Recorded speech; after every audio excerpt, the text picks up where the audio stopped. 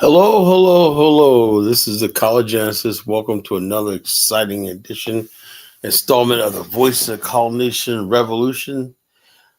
We're going to be doing a good show tonight. Tonight, we're basically coming to you early tonight. Usually start at like 9 o'clock or 10 o'clock, right? It's like the earliest I've done a show.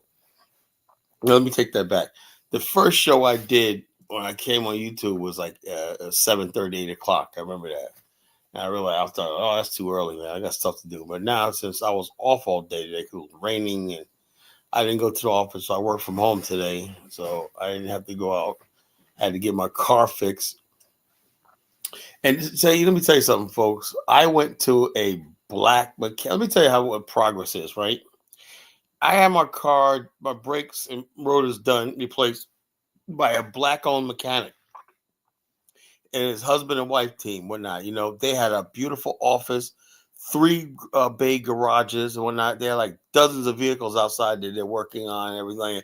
They must have had like 8 mechanics in there and everything like that, all black. This was basically progress. Let me tell you something. And the way they had it was all computerized. The lady was able to look up the parts and everything in a computerized. You know how people do. They look at the parts and print you out a computerized receipt and everything. I'm just sitting there like, man, same service I get in if I go to Firestone or anything like that. This is a black-owned family business. I was just like so in awe. I said, man, let me tell you something. That particular area in Chesapeake, right? I remember I first moved to Virginia. That was just like, we used to walk around trying to look for jobs and stuff like that. It was just so bad. To see right now, I've been in Virginia now for 33 years, right? And when I came here, black people had nothing. To see this after 30, so look, let me tell you something, folks.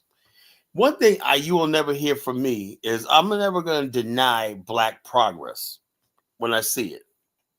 Most so-called activists and everything, the reason why they're angry all the time is because they don't acknowledge they're not with the people. I'm with my people, good and bad, success and failure, I'm there, right? Everybody else, what they do is all they do is talk about, oh, black people don't have nothing, the black wealth is disappearing and all this kind of stuff and everything like that. And what happens is this: you have people who are all over the media, all over social media, purporting to speak for the community that know nothing about the community. They're not engaged in the community. Because when you're engaged in the community, and then when this lady, right? I said, yeah, I told her, I said, I have a family-owned business myself. She asked me what I did. And all of a sudden, she gave me a name of this guy who I could probably work with, who works in her church with seniors and stuff like that. I say that's right up my alley. Healthcare plans, home healthcare plans, Medicare plans and stuff like that. So she gave me a number. I called the guy when I got home, and he said, "Yeah, he's coming by my office on Monday, early on Monday, and he's gonna look over my operators, gonna meet me and our staff and everybody, like some of my agents, how we can help his clients and everything, seniors and everything, get better health care, get home health care, get also." So we made a connection, man. It's just beautiful, I like seeing black success. Let me tell you something. I like working with black professionals. I like seeing black success. I like seeing black people doing their thing. I come across black businesses. I'm not even talking about, I'm not putting anybody's business down. I'm not talking about a hot soul food joint, rib joint somewhere. I'm talking about real enterprise. This mechanic shop was a real enterprise. I've never seen it was probably one of, and also the lobby. They had a little mini kitchen. I told her, I said, yeah, I got a kitchen in my office too. They had a kitchen in there, and they had the Keurig, and I made some coffee one night. I was like, wow, this is cool. I made myself some coffee one night on the Keurig machine out there. It was free and everything like that. And so I sat back, and they had a flat screen TV in the lobby. I was sitting there with a nice, comfortable leather couch, a sofa. I was sitting there just with my feet up, kicking, chilling, watching, using the Fire Stick to watch television while my car is being worked on. I was like ecstatic. I said, this is what I envision when I say in Africa, black people, black success, black everything around me and everything. This is what I want. I am tired of people. I'm tired of misery merchants, failures, losers, bums, and everything like that. Trying to lead black people, right? And this is what it brings me to the topic of tonight: Kalagenesis, a man who understands why. And the reason why I did this topic is because Last couple of days, some people have been supporting me and criticizing me about what happened with this guy at the when Elvis brought on. Okay, and so basically, I want to understand that there's two types of men in the world. There's a man who knows how. The man who knows how will always have work. He'll always have a job. But the man who knows why will always be in charge. He'll always be the leader. He'll always be the boss. Okay? That's what it is. What we have is people who know how, who are trying to act like they know why, right? If I don't call you, right, and I don't communicate with you off the show and everything, you most likely are not a know why. You're a know how. And we appreciate our know how people, right? But know why is where the leadership and decision making is made because you know why. You know, a perfect example what I'm talking about. You can have no when you have Donald Trump, right? People are now going around saying, "Oh, who's the real boss?" And if you say if this crosses your mind, it shows you how ignorant you are. It shows you how uneducated you are and low intelligent, low IQ. There's people going around saying Elon Musk is the boss over Donald Trump. Elon Musk is a know-how. He knows how to build rockets. He knows how to build Twitter and technology, everything like that. Donald Trump knows why. Donald Trump is the president. He's the boss. He's the man in charge. You see how it works? People who know why are always making a decision. All these people Donald Trump have are hired because of their know-how, right? But the man who knows why, it should now the way our system is set up, right? The man who knows why is always going to be president, right? And he doesn't have to know how. He just has to know why. And that comes from his character and everything he stands for and everything like that. And so this is what happens if you know why you get elected. You know, that's what people elect people on. Who knows why? America made a big mistake in Joe Biden. Joe Biden was not a know why, but media propped him up as a know why, and America figured they made a mistake. They were fooled by the media. That's why no one trusted the media anymore. You know.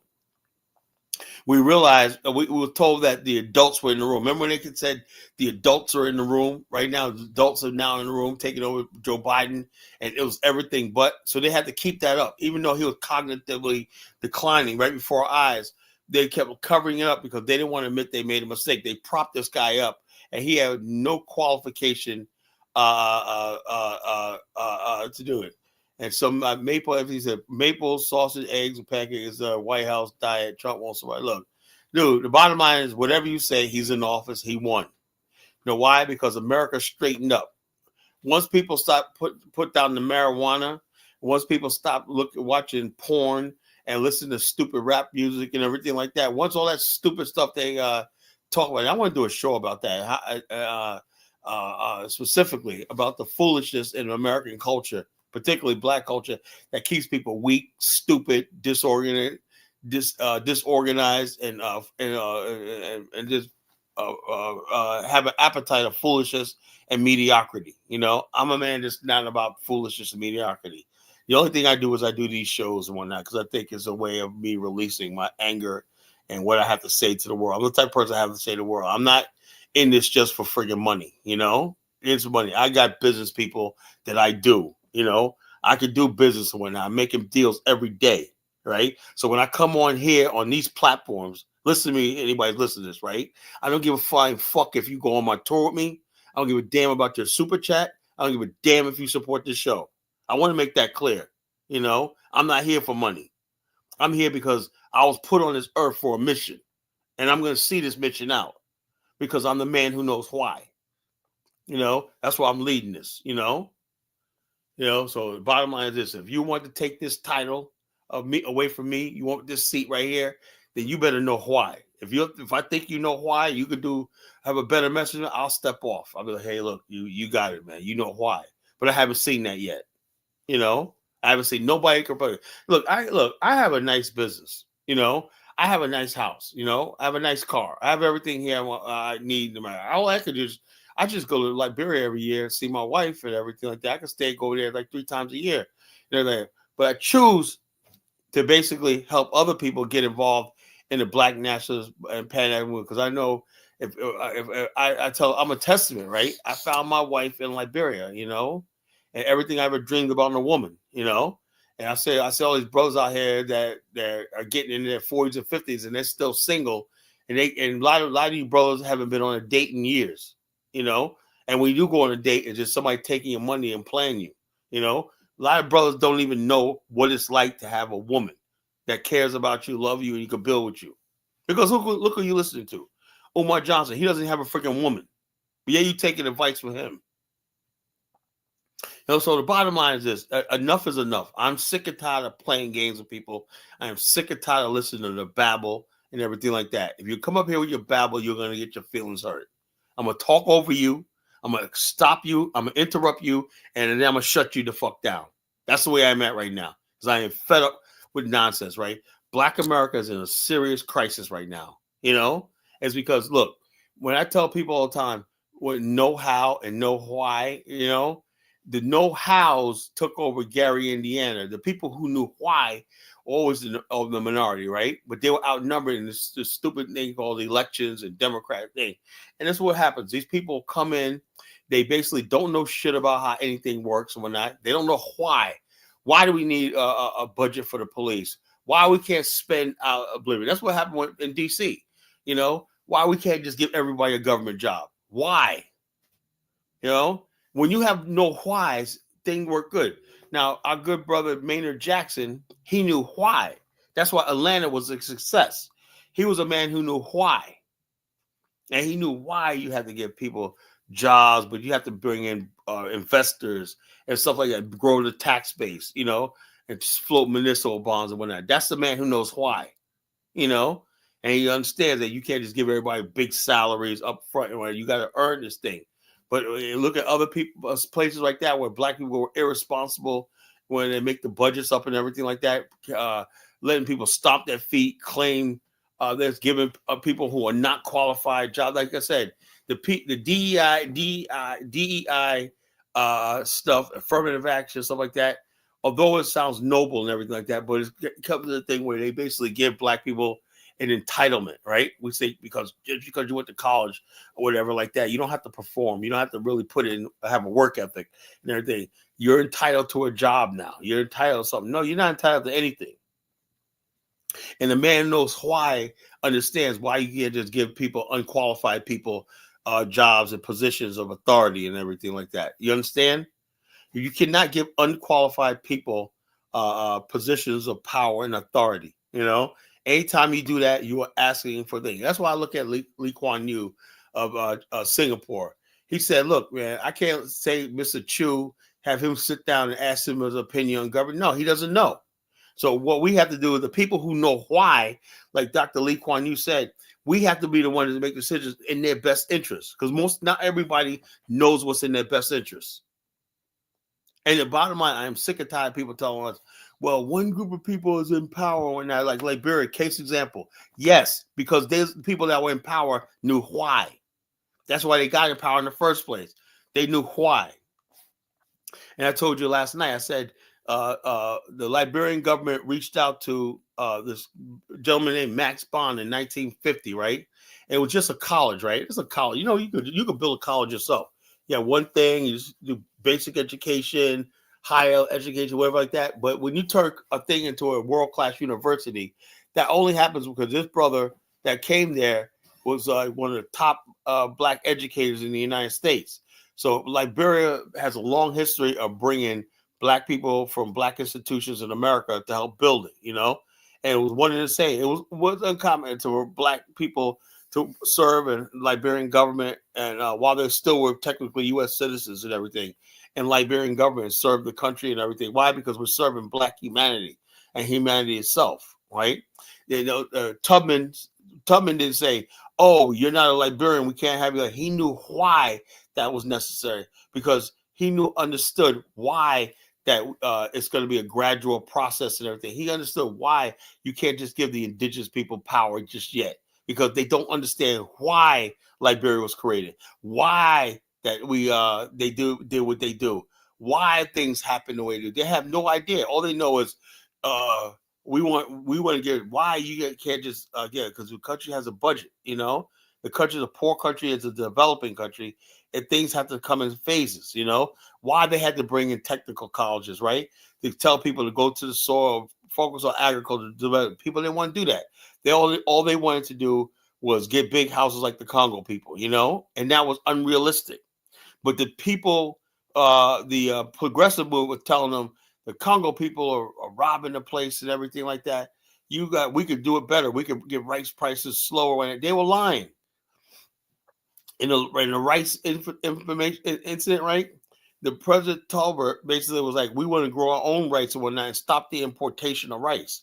The rice prices were high because of inflation at the time. This is what Elvis's friend didn't even understand, right? He lived it. Those were times of inflation, global inflation, gas prices, everything pushed all commodities up, right?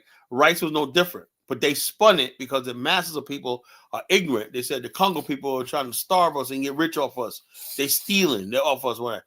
So when you basically have people riling up illiterates, who don't know any better, that is like the worst thing you can do. But the bottom line is, me personally, I can't do nothing about the past, but I can do something on this platform, right? I am not going to tolerate people coming up here spreading foolishness and lies anymore. I don't care who you are. I'll cut you off in a freaking minute. You're not gonna, if you want to do it, go on somebody else's platform. I don't give a damn about letting somebody be heard. That's bullshit. The bottom line is, I know a lot of people whose story in Liberia will never be heard. They got wiped out. Their stories will never be told and heard. So I don't want to hear nothing about. So somebody gonna come on my platform and try to rewrite history, revisit history to make themselves feel sympathetic to my people. No, I'm sorry, it's not gonna work like that. So I don't know what PVT early is saying. I don't know where you're getting at, bro. He said, I grew up in the hood, and people fight. I don't know. Are you trolling me, bro? Are you trolling me? Trolling me. But the man who understands why, right? And like I said, I told my brother Dollar Bill today, I said, brother, you're a man who knows why. That's why I respect you. I call you every day. I respect what you say. Because you understand why, why we do something. When I talked to him about the African, he understood 100% why, right? The people who keep bucking against the African, right, don't understand why. They basically will do, Carla, we could do this, blah, blah, blah, blah. No, the end result of all this, right, because I've looked at everything, right? People say, well, we need to do this. We can just go to Liberia. No, we can't just do that. There's a reason why I understand that we can't just make Liberia. We could go there and invest and do tourism and help that country get on its feet. But what we need as Black America long term is something of our own. And the bottom line is this: because of tribalism in Africa, you can't go to these countries and expect to live out your dream. Let me give you a perfect example. When you go to a country right now, this is what I want to know about these people that expats in these countries. I don't see them succeeding in anything. Where's your dreams at? Don't you want to be more than somebody sitting around getting fat, drinking your fruity liquor drinks and whatnot, and eating mangoes and shit like that? Is that what it's all about? The fact that you ain't got to pay the light bill or whatnot, you're living out in the jungle with no health care, no nothing on that. And I'm saying, I'm not impressed. Or you spent all this money to build a house over there that you have no equity in because it's on leased land and everything that you don't even own. Basic land laws.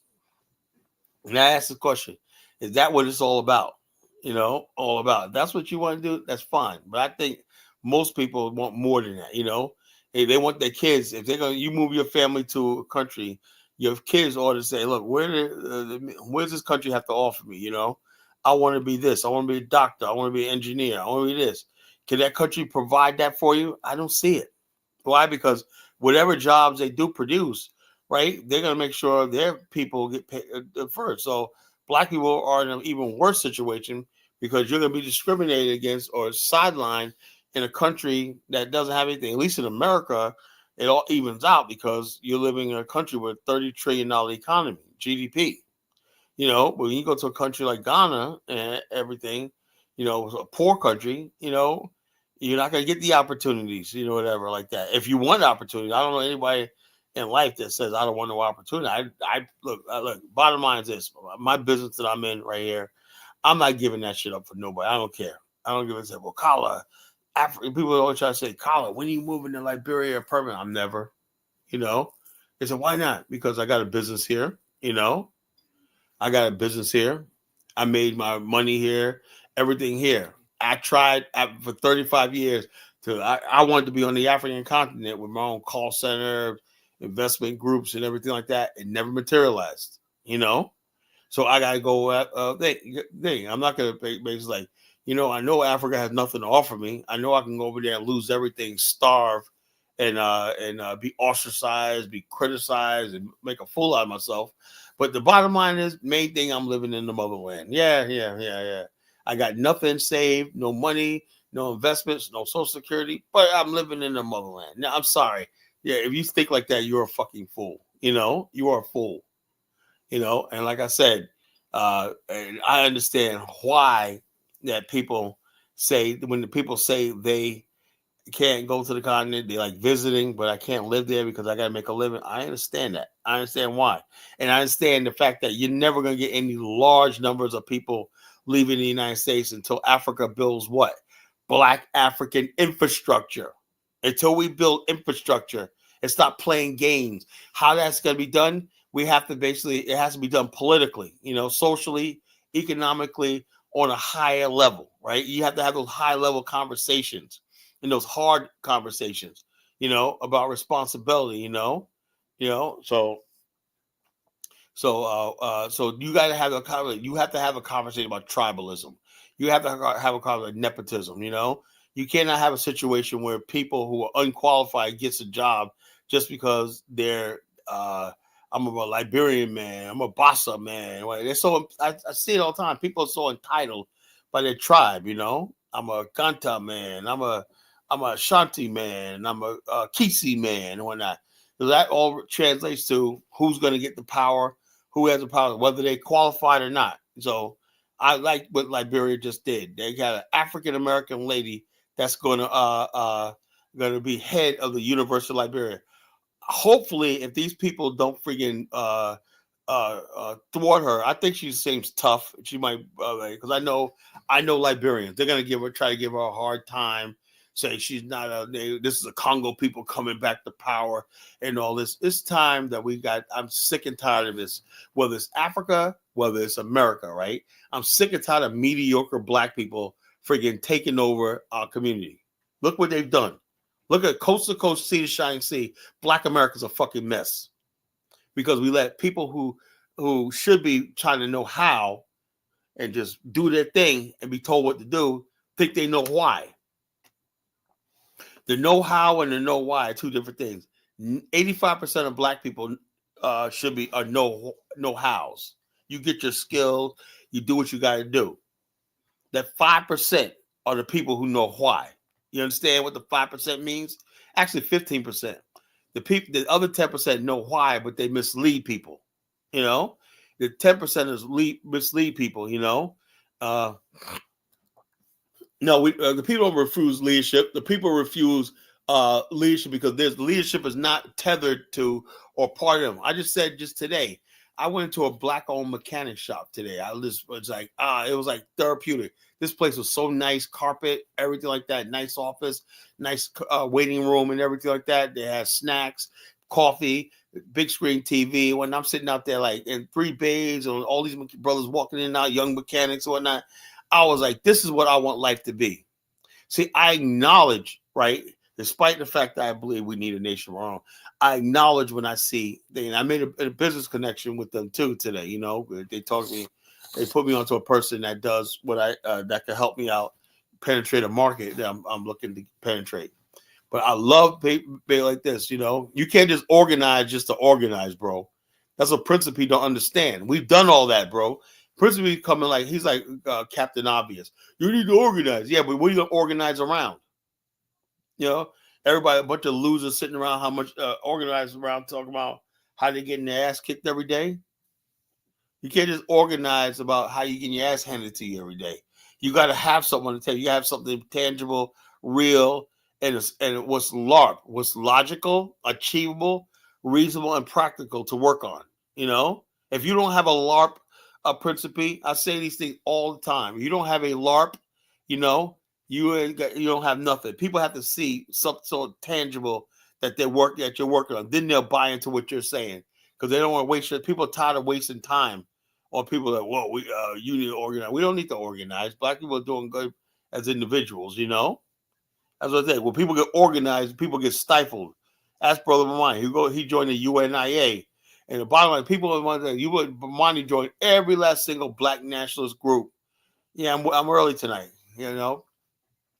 He joined every last single black nationalist group. All it is they get it, talk a good game. When it comes down to do something, see what I admire about Bomani, he's a man of doing it, you know, doing stuff. He gets stuff done. I asked him for this tour, right, 3 years ago, and he did 4 years ago. He delivered. He delivered. You know, we had a successful tour. So we're doing another tour in 2026. We're doing another tour in 2026, you know? And so therefore it's going to be grander than when we did. I promise you, if you go on this tour, it's worth the money and you'll have a good time. It's affordable too, you know?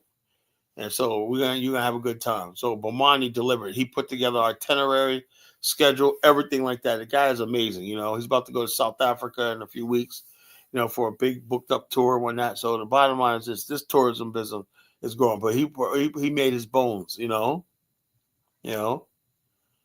And so it is what it is, you know. So it is what it is. Find your ethnic group in Africa and identify. Look, dude, man, I have an ethnic group, you know. I'm not interested in mediocrity, Ross Moisture. That's why you're never going to get any place, you know. Find your ethnic group. I don't have an ethnic group, you know. I don't have, you know. I let the Africans be ethnic or tribal one night. Let them know they're primitive people, you know. Let them have their tribe one night. We're more advanced than that. I know why. You know, a tribalist is somebody who doesn't know how, whatever, anything in the world. He doesn't understand how the world works. We African Americans know how the world works. We understand that in this world, we have to see ourselves as black. You know, that's why we do what we do, why we talk the way we talk, why we see the world. You know, so no, you're primitive, Prince. You know. Yeah, but African American ethnic group, but anybody could assimilate into African American culture. You know, Sidney Poitier is from the islands. So is Harry Belafonte, Cicely Tyson. People can assimilate into our culture, though. That's the difference. You know. So, bottom line, look, I give it to everybody, man. But white people ain't on here. White people, for the most part, Principe, you know what they always like? They're like, yo, you guys basically, average white person is out there thinking about how he can move money, move gold, and do real estate and everything like that. Black people, all they do is sit back and hate on what white people are doing and everything like that, and say basically, so instead of building what they have to build, all they do is talk about what white people got, you know. And so it is what it is, you know. So it is what it is. So, but the man who understands why, will always be the boss. The man understands why. And like I said, when you have infinite knowledge and wisdom like myself, you understand why certain things have to happen. When a caller looks at history, right, he's a person who knows why and everything. There must be a reason why Kala thinks the way he does. Why Kala likes Paul Kagame. Why does Kala like Paul? Why is you know why? Because Paul Kagame is a fellow know why. He knows why things need to be done. The average person can't see what the person who knows why see. That's why you can't let the average person rule. You can't let the mediocre people rule. And that's what you let the mediocre rule or let mediocre people the power, you will perish. Every civilization, every city, every country that the mediocres took over died, So I do love Paul Kagame. I admire him so much. I wish him all luck. I hope he stays president for life. I do admire him, So people are like, what's the layout? Yeah, well, a bunch of friggin' savages in the Congo right now talk about we're gonna come back and bum rush Rwanda and take. What are you gonna bum rush and do? Well, we the opposition. That's why you always have these oppositions in these countries, right? Well, what's your plan? Now, what's your plan? I don't know, man. We just gotta. It's just I'll turn the rule. It's I'll turn the rule. Yeah. Well, but it has a thing. Paul Kagame and made it illegal for anybody to publicly talk about Hutus and Tutsis. You can't talk like that in Rwanda. You know. So as a via the DRC, why don't you principally go to the DRC and basically talk to them about why the Chinaman, the Lebanese man, the Indian man has since you say that Viva DRC, let's play a video. Let's play a video, This is what I said. When you're talking to the Kalagenesis Principe, you're nothing but a boy. I like you, Principe. You got spunk and heart and everything. I do like you. I want to tell you that. I do like you, kid. But you are much ignorant and stupid, You're ignorant and stupid, but I love you, So let's see. Let's see. This is a Congo, bro. Labor.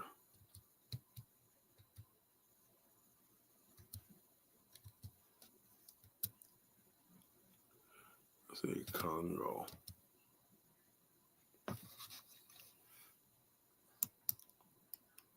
I love YouTube,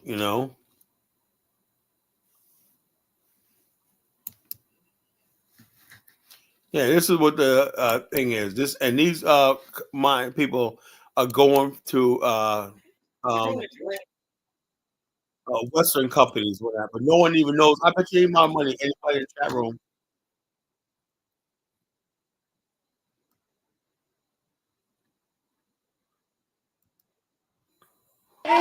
This is one of the thousands of unregulated, unmonitored mines in the DRC. It's crawling with children, working like modern-day slaves.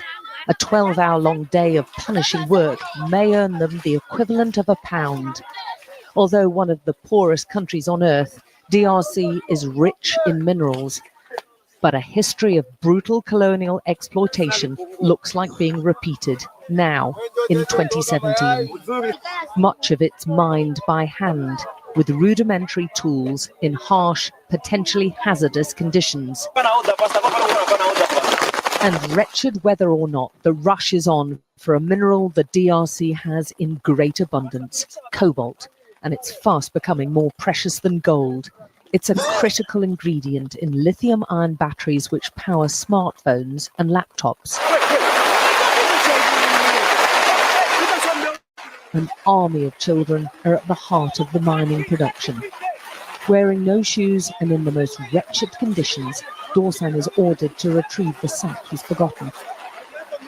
There's an urgency now. The rains make this dangerous work even more risky, and Dorsan's told in no uncertain terms he risks a beating if he messes up again.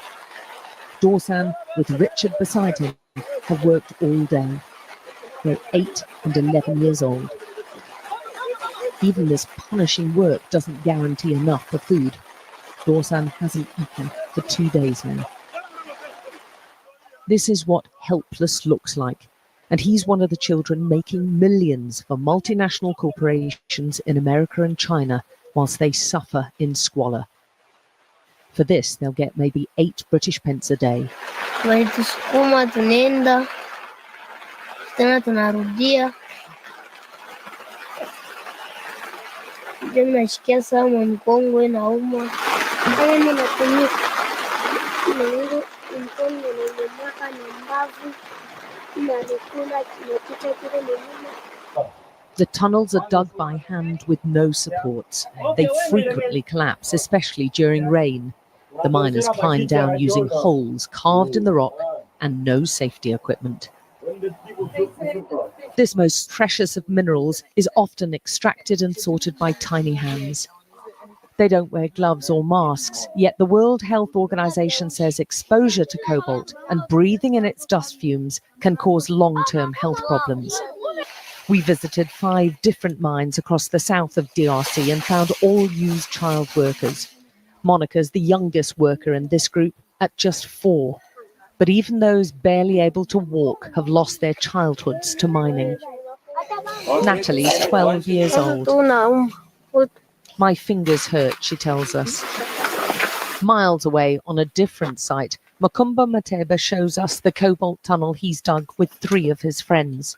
It's physically tough work. They removed all this rock by hand over nearly 4 months. It's incredibly insecure for them, although this is really rich in minerals and it's going down just 15 meters. There's no support bars, they have no protective masks or protective equipment at all. And right at the bottom, I can see water. It's his village's water which Makumba's convinced has caused his health problems. After a lifetime of drinking it, he has a huge tumour on his throat. Quand on est en train de travailler à Kitowe, là on cultive les tomates, en train de cultiver, si j'ai soif, je pars puiser de l'eau. There are countless reports of other health problems from those living nearby and working on the mines. On trouve les infections, mingi ni mama infection, ndio tunaona huko. Kasi mama anatumika makariere sana, tazama mtoto na infection shulungula, mingine kuna vima buton, mingine ndio tunaona to makozi linatoka mama wa mimba nenda makariere. These twins are just 2 days old, and although small, so far they're healthy, to the relief of their mother. Oh, hii manini maminere unaleta maproblem kama wewe mwanamke unaenda kutumika hapo. Inaleta maproblem difficulty kama una mimba. Bo shi mwanamke ni mama yangu kunitupeleka kukosa mama yangu kunitupeleka tunaenda kutumika. But even if they stay healthy, the twins face a lifetime of hard labour as soon as they can walk. The children's cobalt is sold cheaply to mostly Chinese traders who we film secretly. They don't ask questions about where their cobalt comes from or who's worked to extract it. They just want the best price. The black part, yeah, it's cobalt. Even those who aren't Chinese, this trading. Now, Principe says that this is what I'm saying. What I tell people, I know when people are misguided, race traders and whatnot, he said, Paul Kagame, do you see any Rwandans in there? This is Chinese, Indians, everything like that. None of this cobalt is going to Rwanda. But the thing is, because of black race, fundamentally a bunch of cowards, right? We always find the easiest, the lower hanging fruit, another black person to blame. And the bottom line is this. Yeah, this how you solve the cobalt problem. Yeah, Paul Kagame no, you're not going to talk about the French, the Belgium, the Canadians, and all these other people because the Principe was afraid they won't invest in his little shithole country called Haiti. The bottom line is this. Paul Kagame has nothing to do with this. It's the West and China and India that's behind this.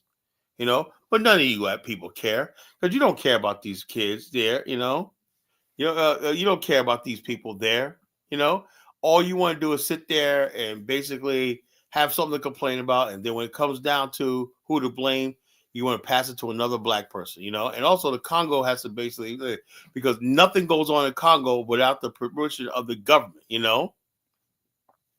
Without the government and the Congo is corrupt. DR Congo is corrupt. So the bottom line is this, let's start with that, the DR Congo, right? Let's not use global propaganda to make to let them off the hook and blame everything on Rwanda. That's like very convenient.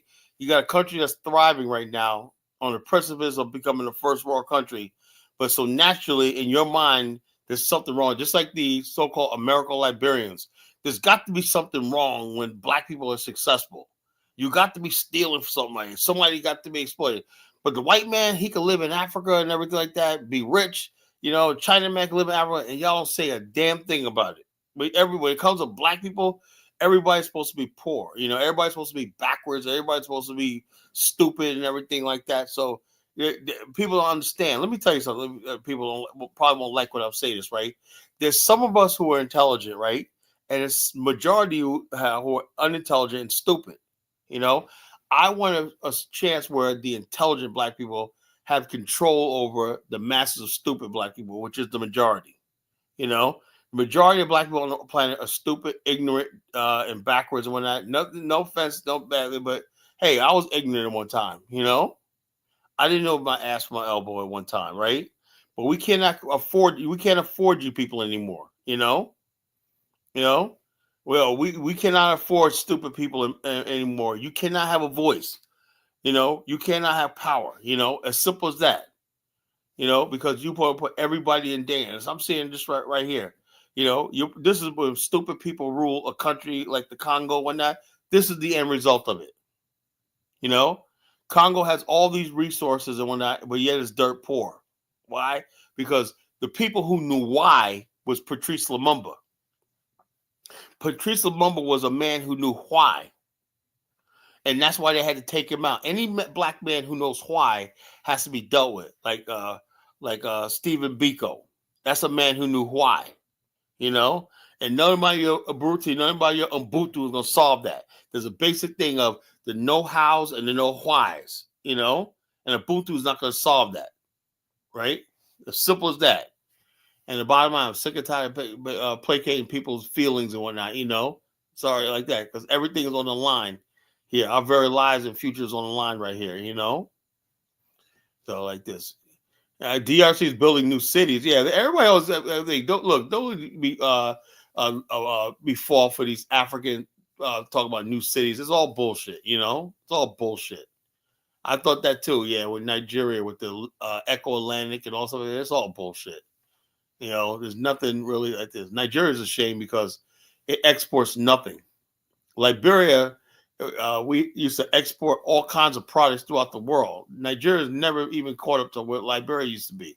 They said, what about oil, Colin? Look, Nigeria does not export oil. Foreign companies come in and siphon the oil out of the ground and pay Nigeria for a fee. There's no country in West Africa that exports anything on any large scale after all these years. There's nothing that comes. Why? Because the people who know why, right? The people who know how, right, are not basically given authority and direction from the people who should know why.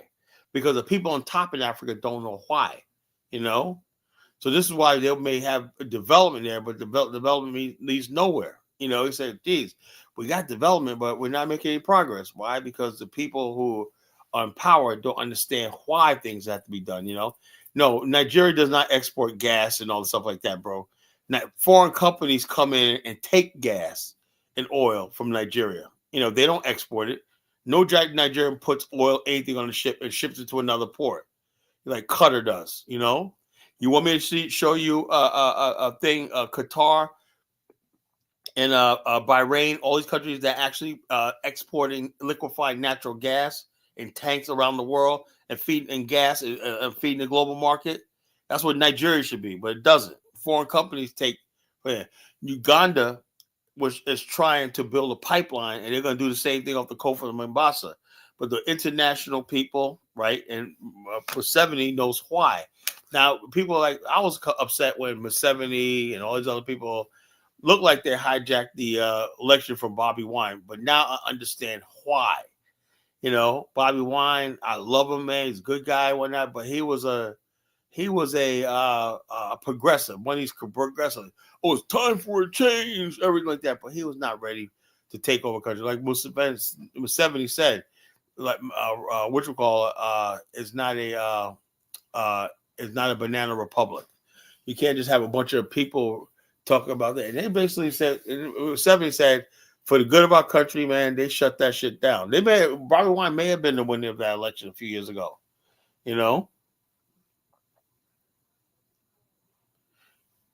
Well, the bottom line is, I think people don't seem to understand something, right? A resource is only as good as the people that hold value. In other words, basically, when Africa has no value and no need for these resources, it's always going to be exploitation, because it's foreign companies that have the value in these things, right? For example, Africa has no value for diamonds because Africans don't buy diamonds or don't see any value in it. Something's worth is only as good as people desire for it. If you have gold and people say, "Oh, that's nice" and everything, but if people don't say, "Oh, think it's worth anything," gold will be worth nothing. If people didn't value it, it's all about what you value. What's needed, what's valued. Unfortunately, Africa has never built any industries where they could value these raw materials to process it for themselves. The only thing Africa has to do is find other countries who have value for this stuff and sell it to it. And with that, it's always going to be conflict. You know, what Rwanda is breaking through is finding value in some of these minerals in the Congo. Everybody in the black race should be supporting that. Why? Because that's going to change the trajectory of everything of Europeans, everybody else exploiting Africa. That means Africans can build industries themselves, and they don't even have to deal with Europe and Asia anymore. But hey, but since you don't know why, you don't understand that. You don't know why that Rwanda is doing what it's doing. You won't never understand that.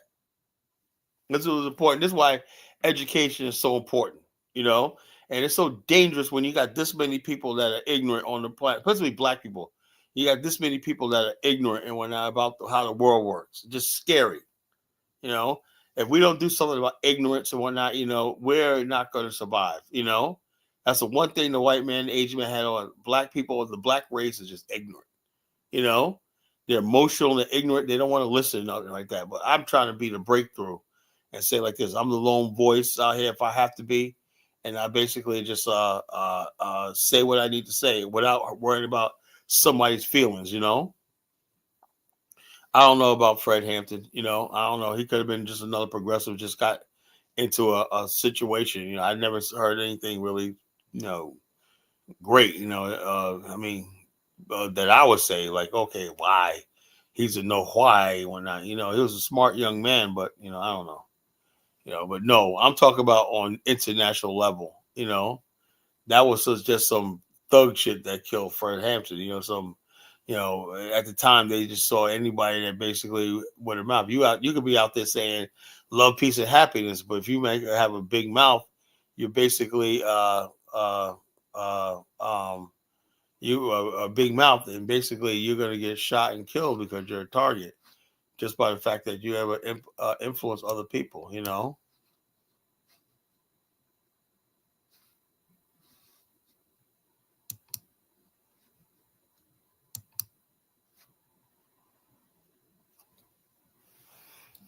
So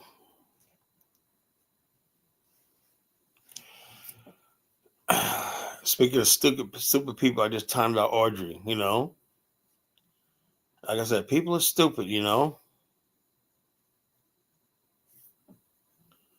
Yeah, so people are just dumb. Just stupid people. Like I said, the black race, we're just full of. I'd say I love my people, man, but yeah, we got some stupid people in our community, man. Just dumb, man. You got to know why. The world's run by people who know why.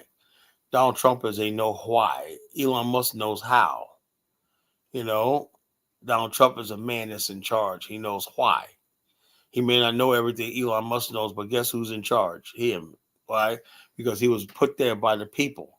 Because he knows why things happen. His agenda, a man who knows why sets the agenda. He's the one that basically gives the orders. And that's the way it is in everything. When you have people who don't know why, is no matter how much they know, how much smart they know, they're gonna fail if you don't know why. The man who knows why is always going to be the one that basically carries things through, even if he doesn't know how. Paul Kagame's in power right now because he knows why. That's why he got 3 terms under his belt. He knows why. People see that. You know why, Paul. You know why that things have to be done. Why we had to do Parliament the way we did. Why we had to do all these things and everything. Why you had to do Vision City. Why you had to do all this stuff like this. So the bottom line is this, it is what it is, folks. The man who knows why will always be in charge, I did that show tonight because I was getting a little pushback about a guest that was on the show, talking about, well, blah, blah, blah, blah, blah. And not basically like this. I don't know. Look, let me tell you something. People think that I'm biased towards the so-called American Liberians. No, I'm not. I'm biased towards people who know why. And I can look at any group of people and say, I look at both sides and say, this side knows why. They should be the ones in charge. I don't go by, well, somebody's the majority. And so I don't believe in that crap. You cannot put people's lives in danger just because you're numerically superior. It doesn't work like that. It doesn't work like that in America. You got a core number of people, millionaires and billionaires, that run America. Do you think America, the founding fathers, was going to put the future of this country in the hands of fucking the masses of people? Are you kidding me? No, the people who came to the Constitutional Convention knew why. The men who wrote the Declaration of Independence knew why they had to declare independence from England, why they had to write a constitution, why they did all this stuff like this. So the people who know why, and we as a black race got to start rallying behind people who know why, stop looking at the know-how, but the know why, because you can have all the know-how. If you don't know why, you're not going to go anyplace. So with that being said, let me open the lines up. What do you think? The Kalagenesis seems like he knows why, Come in on that. Come on. Let me hear what you have to say. We're early tonight, folks. We're early tonight. In the meantime, let me finish playing this video. Market has Indian owners told us they sell onto the dominant Chinese exporter of cobalt, CDM. The cobalt first mined here is then sold again to the Chinese parent company, which then supplies some of the world's biggest battery makers. And those batteries, with ingredients which originated in DRC, end up in, for instance, smartphones. It's an intricate supply chain which allows easy deniability for the multinationals making huge profits. An investigation last year by Amnesty found similar human rights abuses. Nothing appears to have changed. Most of these child miners will never own a smartphone. They barely survive from day to day. And many other children like Dawson will be back again tomorrow, digging out one of the most sought-after minerals of our time for a pittance. Alex Crawford, Sky News in the DRC. Now, I want to know, how is this possible? Every time I hear people, instead of saying, we need to do something, Apple and all these other places, and also, why is this happening and everything like that, instead of having mountain thing, everybody basically either just blames Paul Kagame or basically get paid off by people with, Apple's doing this. I bet you any amount of money, Apple will make that go away by putting some zeros in everybody's bank account and they'll go away. So it is what it is, So it is what it is, It is what it is, It's a sad situation, but Principe's in there blaming African Americans, that's our fault, We have no government, do you understand, Principe? We have no government. We have no diplomacy. We're not recognized as a state. We're not a geopolitical entity. You can only do something where you're a government. You're a geopolitical entity. Everybody wants all this out of Black America. But the bottom line is this: Black America can't do anything until we basically have a nation state of our own, till we can have a government of our own, our military, peacekeeping forces, so we can contribute to the motherland and do that, where we can have our own aid workers and stuff like that. We can't do that. But the bottom line is to think we're going to do something from the United States when we don't have the power or the means, because we're trapped in this country. We're not under the white man's system. We're not. It's just, like I said, I always think that Brother Principe is smarter than what he is, But Black America can't do a damn thing. That's what the frustration is. I watch videos like this, and when I feel helpless and weak, watching people, my ancestors from the same region, right? These people could be blood relatives of mine, These people could be blood relatives of mine, basically sitting back there and going through slavery, under my watch, while I'm sitting in America watching this go on. I mean, the bottom line is that if this video doesn't anger you and enrage you, this like this. So it is what it is, I can't talk to Paul Kagame because I don't have a government. Paul Kagame is a head of state. I am not a head of state, Principe. Do you understand? That's just the reality. I was just sick of these. You guys almost sound. A lot of these Pan Africans almost sound retarded. They really do. They almost sound retarded when you talk to them. We have no government, no state, no diplomacy. no State Department. We have nothing. Policymakers. We have nothing. All the things that a state has, that we don't have. We have no voice, no anything. We have no representation in the United Nations, the African Union, whatever. We don't exist. So I'm sick of it.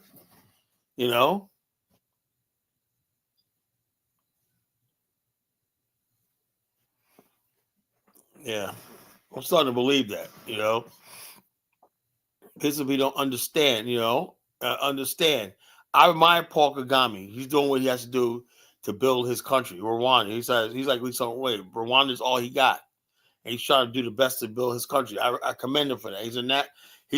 Paul Kagame is a black nationalist, He cares about his black nation, So the bottom line is, until Black America has a nation of their own, till we have a black nationalist state, then we could talk. We don't have that because you people don't seem to get it. We are trapped in America, We are trapped in America, So the bottom line, as long as we're trapped here in America, please stop preaching about what we need to be doing because it ain't happening. Because at this point in time, all you're doing is badgering black people. I understand black people can't do nothing because we live in a white man system. It's all about what the white people think, Until we say, look, we're tired of this. We want our own shit, our own nation, whatever like that. Then we'll start doing something, But no more half-ass shit. We've had all that before. We had the Million Man March. We had everything like that. But the bottom line is nothing worked. Why? Because in the end game is the same people we claim that's oppressing us, we can't seem to live without. That's what the FBA movement is all about. People now, the FBA got some good points and everything. They got some legitimate things and everything like that. But the bottom line is FBA's whole thing is they don't want black immigrants and Nigerians getting closer to white people than they are. If your whole steez is we have a place in America, and y'all are not going to get closer to white people more than us. If your whole end game is getting closer to white people, what chance do we got? So what chance we got? If the FBA movement is all about friggin' just basically people trying to get closer to white people and everything like that, what chance do we have? I'm like the lone voice out here talking about nationhood, I'm the lone voice talking about nationhood, and stuff like that. We need nationhood. If we don't have nationhood, then that's fine. We just sit here and just bow to the white man, and we'll be on our knees, But if we want to make a stand, then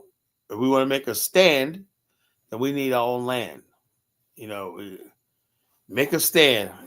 Get your own land. We don't have the friggin' framework to gauge in the world right now in America. Really, that's just the truth. People expect too much out of Black America. We don't have a nation. So it is what it is, folks. So I'm like about most of my DNA comes from Angola, Congo, then Nigeria, Cameroon area, and then Togo, Benin, then Mali, and the rest is Europe and Native American. But I'm like 80% Black African, 85% Black African. So, all right, Principe, what's on your mind? What's up, bro? I ain't staying too long. I just want to make my point real quick. Happy New Year to you. God bless you as usual. Yeah. But my point was simply that you're looking up to a guy who, like I said, your style of leadership is similar to his style of leadership, which is, bless your mama, is no partnership. He has Angola in his region. He has other nations around him, Burundi. He's not partnering with them. Well, But rather than, he speaks all this Pan-African bull. I disagree with that. Paul Kagame's first priority is Rwanda, right? And the whole thing is this: he's trying to be. If you look at Rwanda, handles a lot of countries in the region's logistics, banking, financing, and stuff like that a lot of people park their money and do their transfers, and also it's becoming a data center for the region. So it may not be the bigger black to the black power or not, but when it comes to infrastructure, they use Rwanda's satellite that they put up, you know? So infrastructurally, Rwanda is definitely integrating the continent together.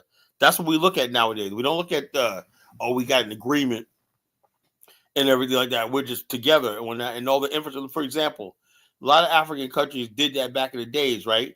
But tell me why you go to one country, they're driving on the left and they're driving on the right, because the infrastructure was never integrated with each other.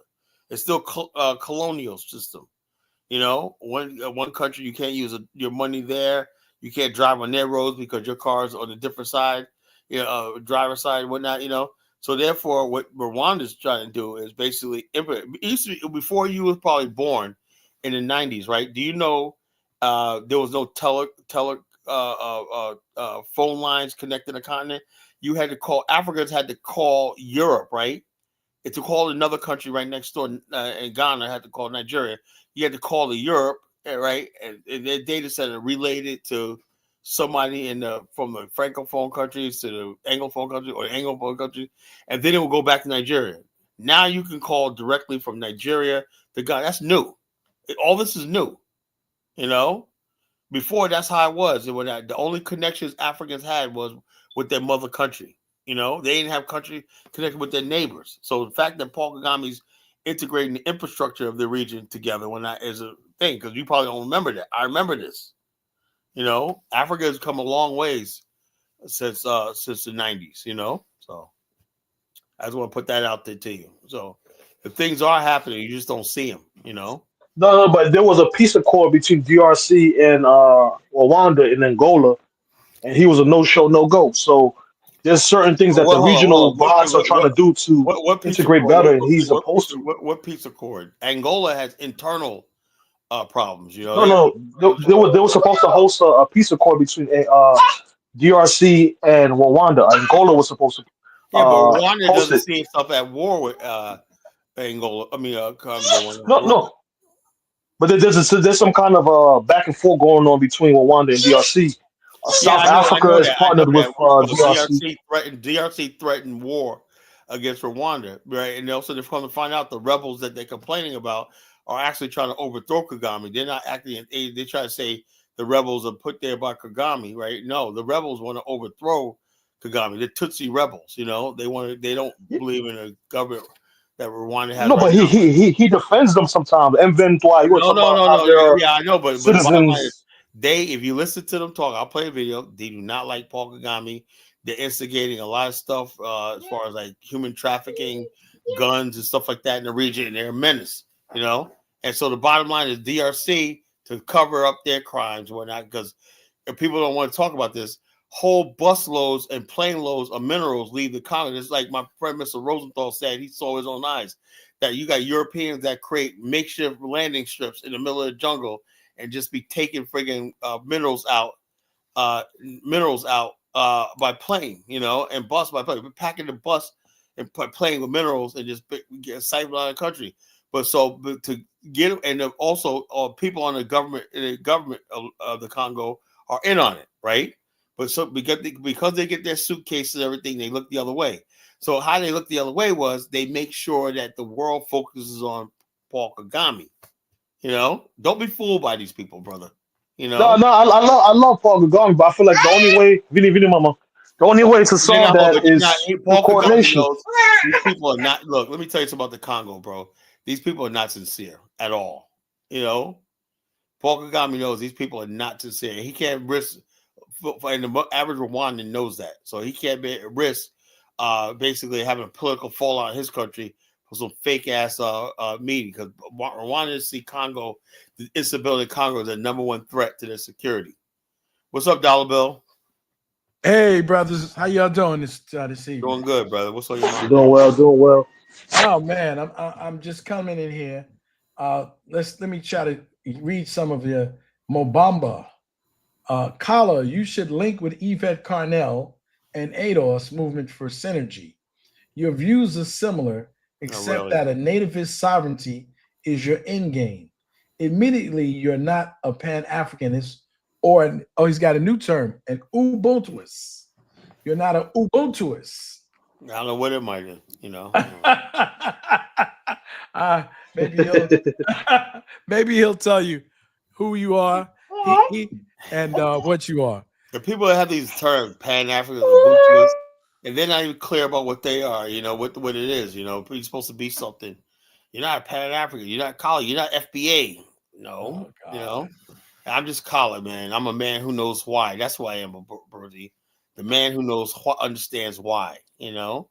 I think, you know, I was putting some stuff together, and I'll probably show it tonight. But what's stopping, like my brother Principe and Ross Moise and all of my other friends here on the show, what's stopping them from trying to create an Afristan in their countries?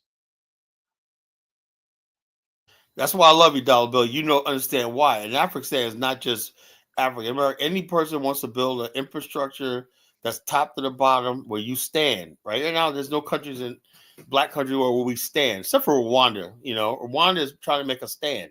You know, and they're trying to see how they get taken now. Patrice Lumumba wanted to make a stand in the Congo. See what they did to him. Remember, Stephen Biko, he tried to make a stand. Anytime the black man stands up and stands strong, the American Liberians, they were standing, and what happened was they instigated a coup, you know? Anytime you make a stand, the whole race world wants the black man on his knees, begging and groveling and everything, you know? As soon as you make a stand, you're independent, and you can fend for yourself, you can feed yourself or not, you know? And you have your own borders and everything. You can define your existence. You have agency over yourself. Suddenly, they got a problem with you, you know? Yeah, I noticed that people have that problem. But I want to tell people a little story. Maybe I told the story before. But when the Chinese moved into an area in Lower Manhattan called Little Italy, not the one in the Bronx that we currently have, which is now another country's thing, and Little Italy is no longer Little Italy anymore. They came there on McDougal Street, and they put up a little Chinese restaurant. And of course, the Italians were furious because this had been their little spot, okay, since they immigrated to America that they carved out for themselves. And so the Chinese put up a little spot, and of course, the Italians firebombed it, okay, and destroyed it. And as soon as they firebombed it and destroyed it, a couple of days later, another Chinese store popped up. And then another popped up, and another popped up. And they started popping up just as fast as they could burn them down. They started popping up. And you know what happened? It became Chinatown, not Little Italy anymore. Well, the moral of that story is we've been knocked down a lot. And instead of just saying, you know, we're going to take that loss, we're going to get back on that horse, and we're going to pop up again and keep popping up again until people get tired, okay, of trying to fight us. Instead of having a victimized idea, instead of saying, you know what, Kala, I don't like your idea, or you're going to create an ethno state, or you're going to do this, or you're going to do that. Why don't you in your countries take a stand? Get rid of those old people who are running 70 and 80 years old, who are running your countries down the drain in their corruption and their stealing. The countries that have all of this gold and lithium and cobalt and all kinds of things, and oil and natural gas and all of these resources. But people won't take a stand. They want to flee. And with their fleeing comes that victimization. And then, like you said, now that I'm a victim, let me come to America and get the low-hanging fruit. Let me talk about those people, because I don't want to make a stand in my country. I figure I can make a better living here. I can drive a European car. Okay. You know, I'm going to pull up the lady later on. She is, and I hope Elvis comes up tonight. And she's a woman in Liberia. After 26 years, she comes back, okay, to Liberia, and she builds and she purchased land and she helps people get land. And you know what she said? It came out of her mouth. She said, people are saying there's no hospitals here. There's no this, there's no that. Why don't you come and make it? All of the nurses that I see in America, from Africa, from Jamaica, from all of these places around, they could staff 24 hours a day in every hospital in New York City. Why don't you make a stand and make those beautiful islands, those paradise? The paradise, white people is paradise for them. Exactly. It's hell for us. Make a stand. Stop running. What they say, white man's heaven is what? A black man's hell. Black man's hell. You know what I'm saying? So we're gonna try to. And like I said to Big Black last night, I said, "Can you put me together a sketch of?" I had a guy that was doing that for me years ago because we had this group thing called the Onyx Stock Exchange with my partner Devon Bell. That we was trying to propose to Liberia back then. That was 2011. You know, I created the Association of African Americans for Liberia back then. You know, that's a group. Basically, is what brought me to Liberia. You know, I created that. I created that group, right? And about dollar bill, it took me like 4 days to publish that because I said no, people are gonna laugh at me. I'm creating an Association of African Americans for Liberia. And then my guy Emil Sistak did a. I don't know if you watched the show last night. I had the sticker up there, the orange sticker. I didn't see that, but I was listening. Okay, let me put it up.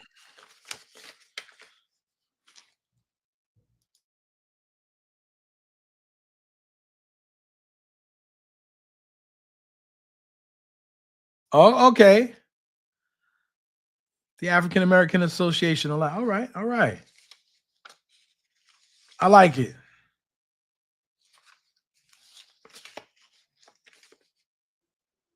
We can't hear you though.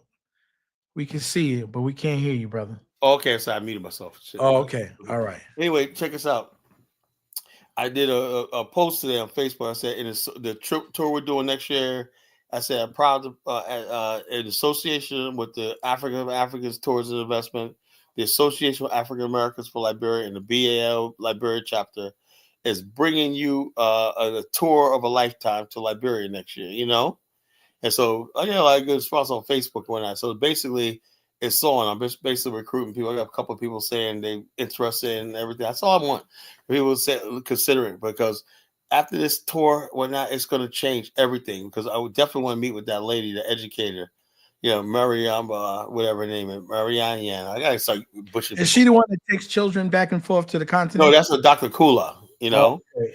I know if we get all of them together, oh my God, it'll be invincible. Then we got Cynthia Nash, who has a magazine out of Atlanta. She has a Monrovia edition, you know? So the bottom line is we're trying to make Liberia the new headquarters of us going repatriation and going to Africa. But that's why I said I am very, very careful now about. So look, I am not playing with these people that keep talking all this Congo man, Native man, stuff like that, because we now it's different. We got our people coming to the continent. A lot of them coming over there because of me, you know?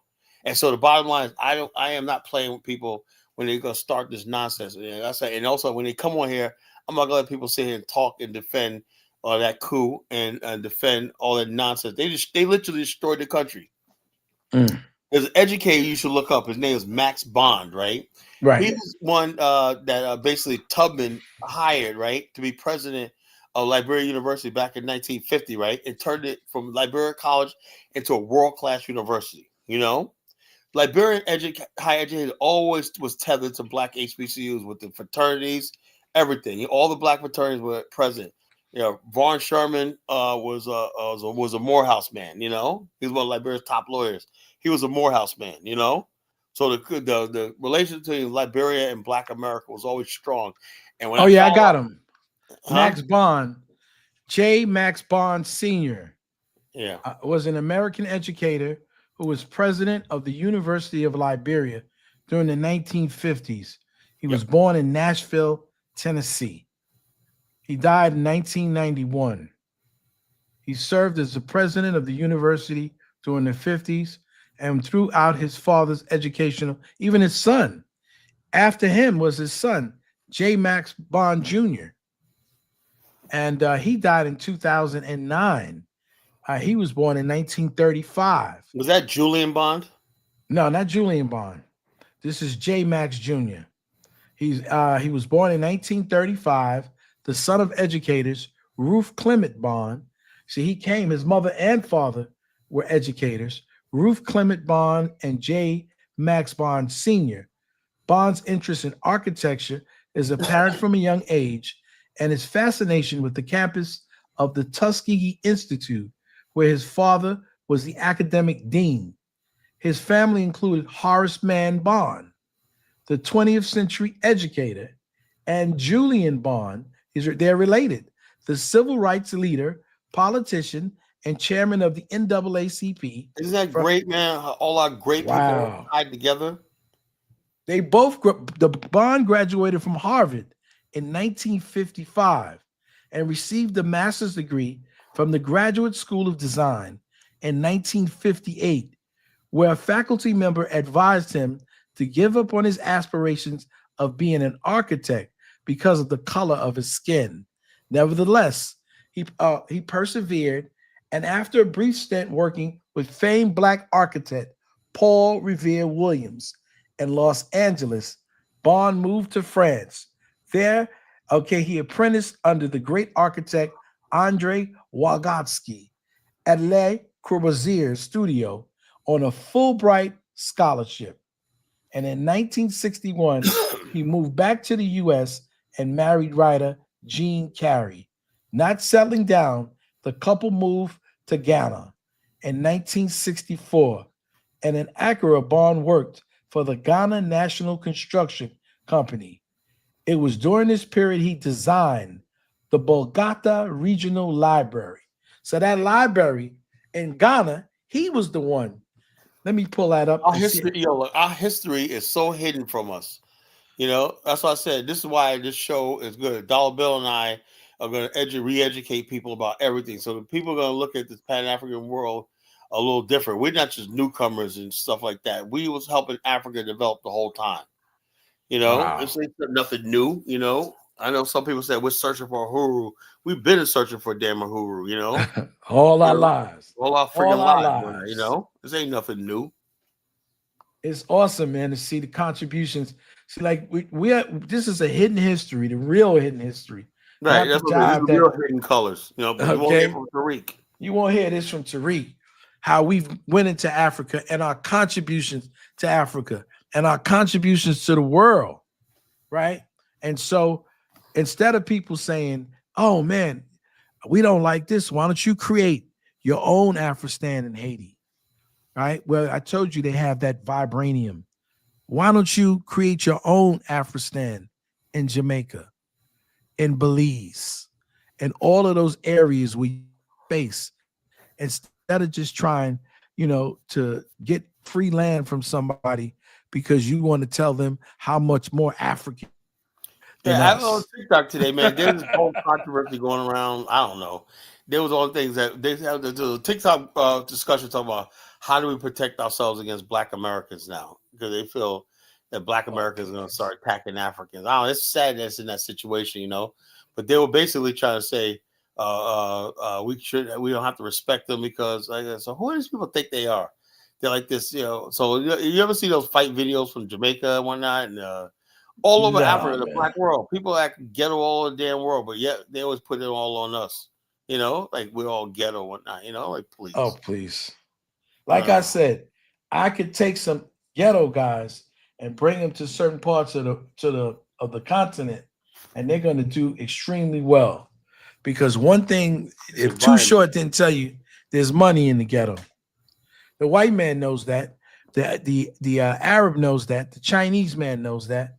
His whole life is predicated on moving next to us so he can siphon our money from us. Yeah, parasites. Yeah. Hold on. I heard Dollar Bill say something about the Caribbean. The Caribbean is working through CARICOM with Africa. Like I always, when I come up here, I don't work with yourself. Work with yourself. We already do it. There's something called CARICOM, which is the Caribbean working with its own self. They have their own universities. They have their own things going on. They're trying to grow it bigger by working with Africa. Africa's invested in oil and all that type of stuff in the Caribbean. That's why I always said that It makes little sense. African Americans should do the same. It does make sense. You got. Let me just tell you this. Why I'm telling you why it makes so little sense. You're in a proximity of America, where you have all these HBCUs, okay, and you have people, okay, who are in these HBCUs. You have Caribbeans, you have Africans, and you have all this ability to work with those people. Where you have one major, as far as I know, one major university in Jamaica, the University of the West Indies, one. And you have all of these opportunities to create trade and take advantage of the opportunities that are right here on your side. Why aren't you availing yourself to that? Why aren't you trying to strengthen that? Do you know how much Caribbean people are in HBCUs, bro? I did say that. Didn't I just say that? So what are you talking? I don't get it. So we're doing both. What? The same way HBCU students are also having chapters in Africa. You do know that some of these sorority people go to Africa and they do we've network. Been going to Africa for 200 years. So have we. So you basically not are like saying not like that. what we No, already bro, are doing. like when it comes down to going Bro, to Africa, do you know what you know the carnival in Nigeria was started by Afro-Brazilians that went back 100 years, 150 years ago? We've been going back. We're not the only I don't care Pan-African. about no carnival shaking people's ass. That's just another form of work. Oh my God. See, but I'm saying they add to the culture of Calabar in Nigeria. There's Haitians that went back to Congo, that went back to Benin, that went back to Senegal. Come on, you guys are not the only Pan-African. I don't know about that, bro. You know, The vice president of Colombia went to Kenya. So the only really successful is Black America that went to. I'm tired of hearing all this shaking behind crap, man. Seriously, bro. But like that's culture, though. That ain't culture. That's some BS. So dance is not a part of culture. That carnival festival they have in New York, that's embarrassing, man. That's some slave shit that black people around the world, when white people allow them to shake their ass once a year, and they think that's culture. That ain't culture. That's true too, but there's certain tribal dances that's preserved in the carnival. There's certain tribal names that's preserved in the carnival. I know. It used to be like what they call. You know how I feel about that tribal shit, right? Put it. I love tribal. You have to respect. So do you think Pan-Africanism is going to grow if you don't respect tribe? Put it where it belongs, in the museum. You're doing your people in injustice, man. You're doing the people in injustice. We know. Check it out. Principally, we know what's best for our people. You know, let's get some banks. Yeah, let's get our children and myself know why. Come on, let's stop the. I shook my ass once a week on the spin jump off. Oh, that's supposed to be like so cultural. Come on, man. We got to stop thinking like little children. I know. Seriously. Bro, but there's elements of singing styles preserved in the African American gospel church. So yeah, we know that. But the bottom line is, our gospel, you know what our gospel church did, but they always value education. Like Bishop Bonner. Have you ever heard of Bishop Bonner, a refuge temple in Harlem? Yeah. Bishop Bonner. We used to go once a month. We went to a refuge temple all the way to Harlem one night. That was like a big temple, right? They always have the fairs there and everything like that. He spent time in Liberia, in Ghana. He was trying to build a community in Liberia, you know, and he used to go to Ghana and Liberia, but he just fell in love with Liberia. But anyway, he championed education. I don't know what he's always saying from the pulpit when that, you know, that basically educate you ain't got education, you got nothing, you know. So the Bible, even though we were praising and shouting and everything like that, Bishop Bond didn't want to hear about no dummies or whatnot. He wanted to hear what you got. Well, that's why Black America has always been about education. So they spread this myth that we don't care about education. That's a lie. You know, our elders and everybody back in the days, they were all about education. You know, education is different between you being a nigga and you being somebody in this world. That's what they used to always tell us, you know? Yeah. So we got, like I said, I can appreciate some of the things you talk about, but you know, when you came to Harlem or whatnot, you were going uptown. You know, a lot of stuff the Caribbean people brought to us, the dances, that's good and everything, you know, whatever. But that's not who we are, man. We're very, very advanced, sophisticated culture. You know, I would say Afghanistan, man. Yeah, so I would say Black America.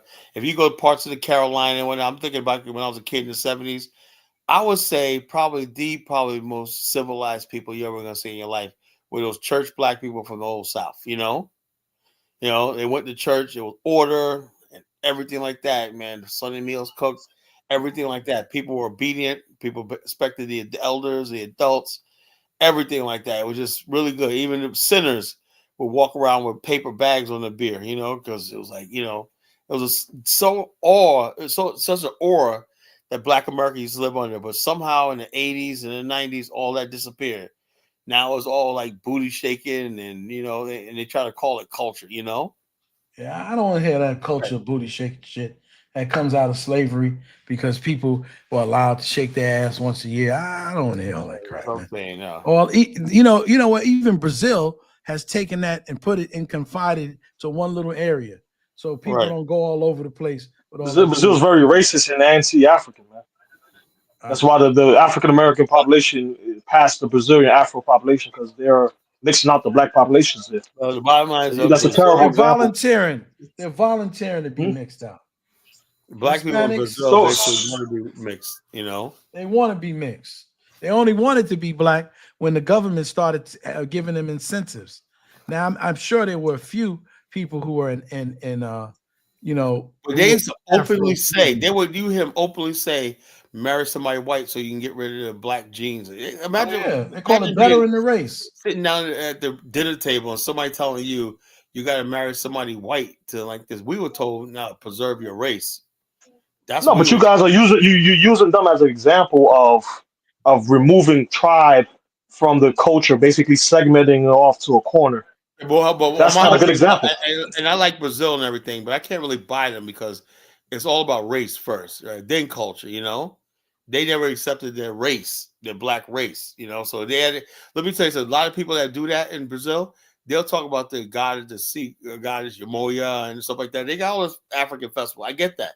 But the whole thing is still very anti-black because the whites in Brazil practice the same thing, the samba and like that, But when it comes to race, it's better to have white skin and be using doing those dances than black.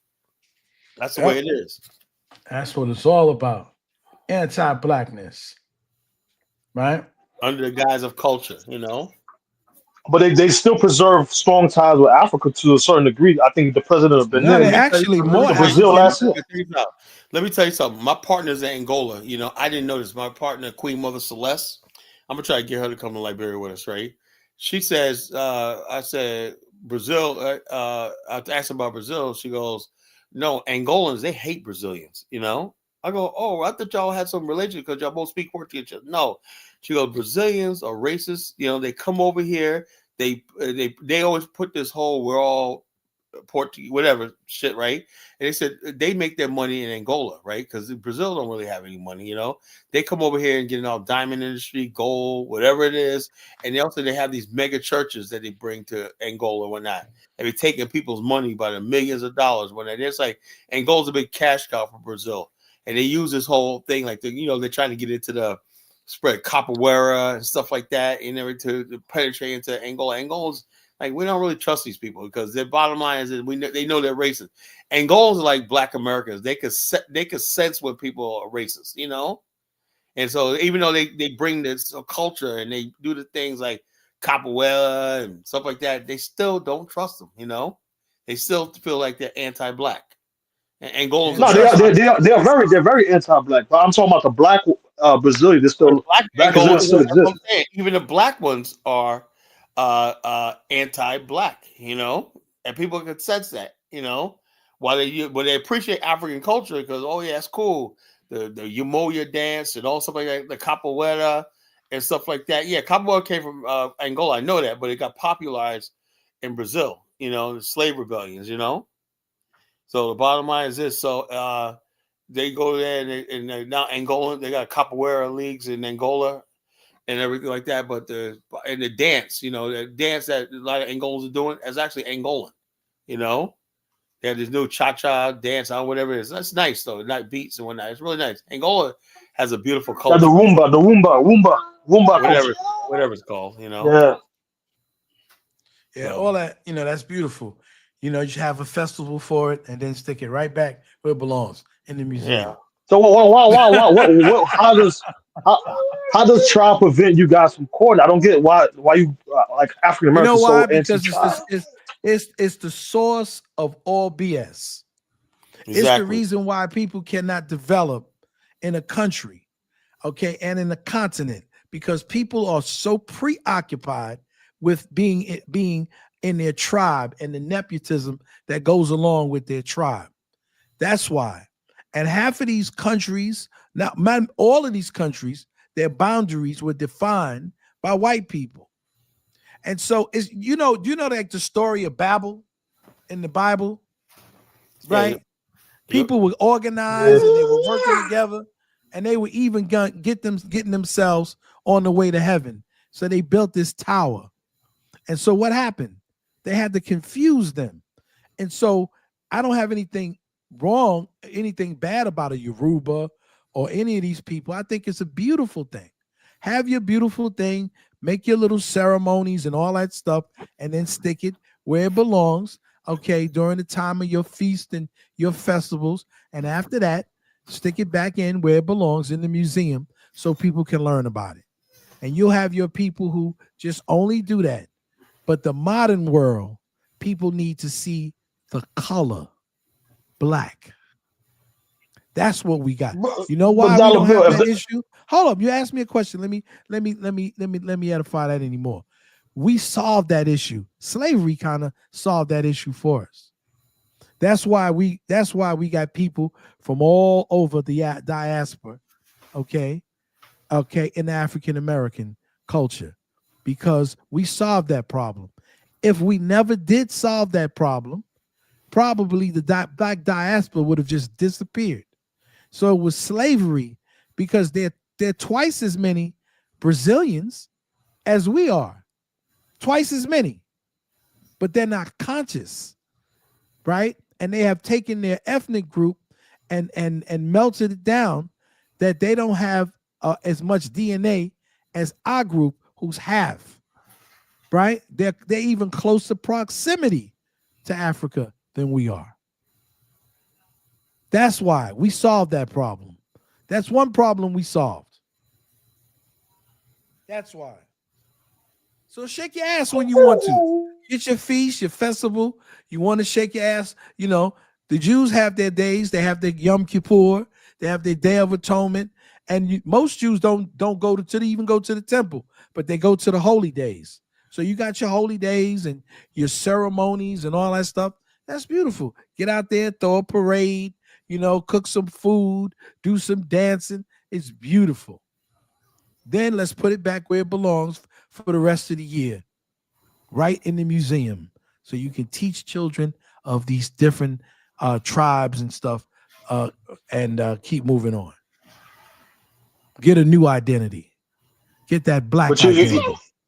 you didn't answer my question. I said, how does tribe stop you from working together and coordinating? I You told just said you. that. I told you how it stops people from working together, because people no longer look at the people, the person, what they're able to do. They only look at the tribe. So no matter how bad you are or incompetent you are, because you have the majority of people who live in that area, then you get the job.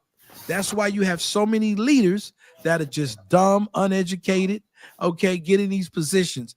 And the smart people, what happens to them? They have to leave and come to America, come to the UK. Some of these brilliant people, some of these people are brilliant. Hey, check us out, Zalbel. Check us out. You remember when Barack Obama got elected, right? I never forget this. There was this they had a McCain rally, right? And they had this white looking Venezuelan lady, right? And she was in there talking about socialism while she fled her country. And I thought, oh, she's just one of those racists on that. And she, yeah, they took over the government. No, not Venezuela. That was the guy. What's his name? What's his name? Maduro. Maduro. Chavez. Maduro. Yeah. It was Chavez. Oh, Hugo Chavez. Hugo Chavez, right? Anyway, Yes. I liked him, right? But then now that I look at it right now, back at it right now, that lady was right. That lady was right. Because the bottom line is this: because the masses had the numbers and the power, they came in there, packed the Supreme Court, gave everybody all this money, the country went bankrupt. incurred the sanctions of the United States and whatnot, and the country went bankrupt. And she was like, "Yeah," she goes, we lost everything when Chavez came into power and stuff." And it's like, wow, man. So I'm starting to rethink a lot of stuff, man. You know why you like him, Chavez? He was a fake Pan-Africanist. Yeah, so I liked him back then because he talked a good game. You know what it is? Color and stuff. I was looking at this program today, and I found out that Castro is not even really a Latino. His bloodline of Fidel Alejandro Castro goes all the way back to the papacy, and he's one of those people. I kind of figured that, you know. Yeah. Yeah, see how you get fooled with these Pan-Africans? What's it called? Che Guevara. All these people push that Marxist stuff and whatnot. You know, because it's easy to tell people that they deserve something because they're the majority and whatnot. They're the suffering majority. You deserve, you know, and bottom line, so let's make everybody suffer, you know. Let's get in power. We have the majority, and we're gonna lead them into hell. But I got two things. One is that dollar bill. He likes mama. Pause it. Dollar bill never. All right, hold on, mama. Hold on. Dollar bill never calls out Kala. Hello, what happened? You know what? Yeah. Hold on, my daughter. Dollar bill never calls out Kala's pro African American position-based leadership. He only calls out the African and call out the tribalism in Africa. Why does he never call out Kala's? Hold on, Elvis. Here's the thing. Not Elvis, Principal. What's the difference, you know? Anyway, the problem I'm saying this: if you're sitting there in the same country, right? Dollar Bill and I are both African American. We have the same heritage land. We have the same country, and we want the same future country, right? We're one people, you know. We have the same page, right? What you have in other countries like Liberia is people who should be on the same page, right? They're born in the same country, everything. But what's the only thing that separates them is background, you know. And that's what I'm talking about, right? I'm not going to say, now, look, I told you a long time ago, look, if you're in America and you assimilate with us, I'll accept you as black.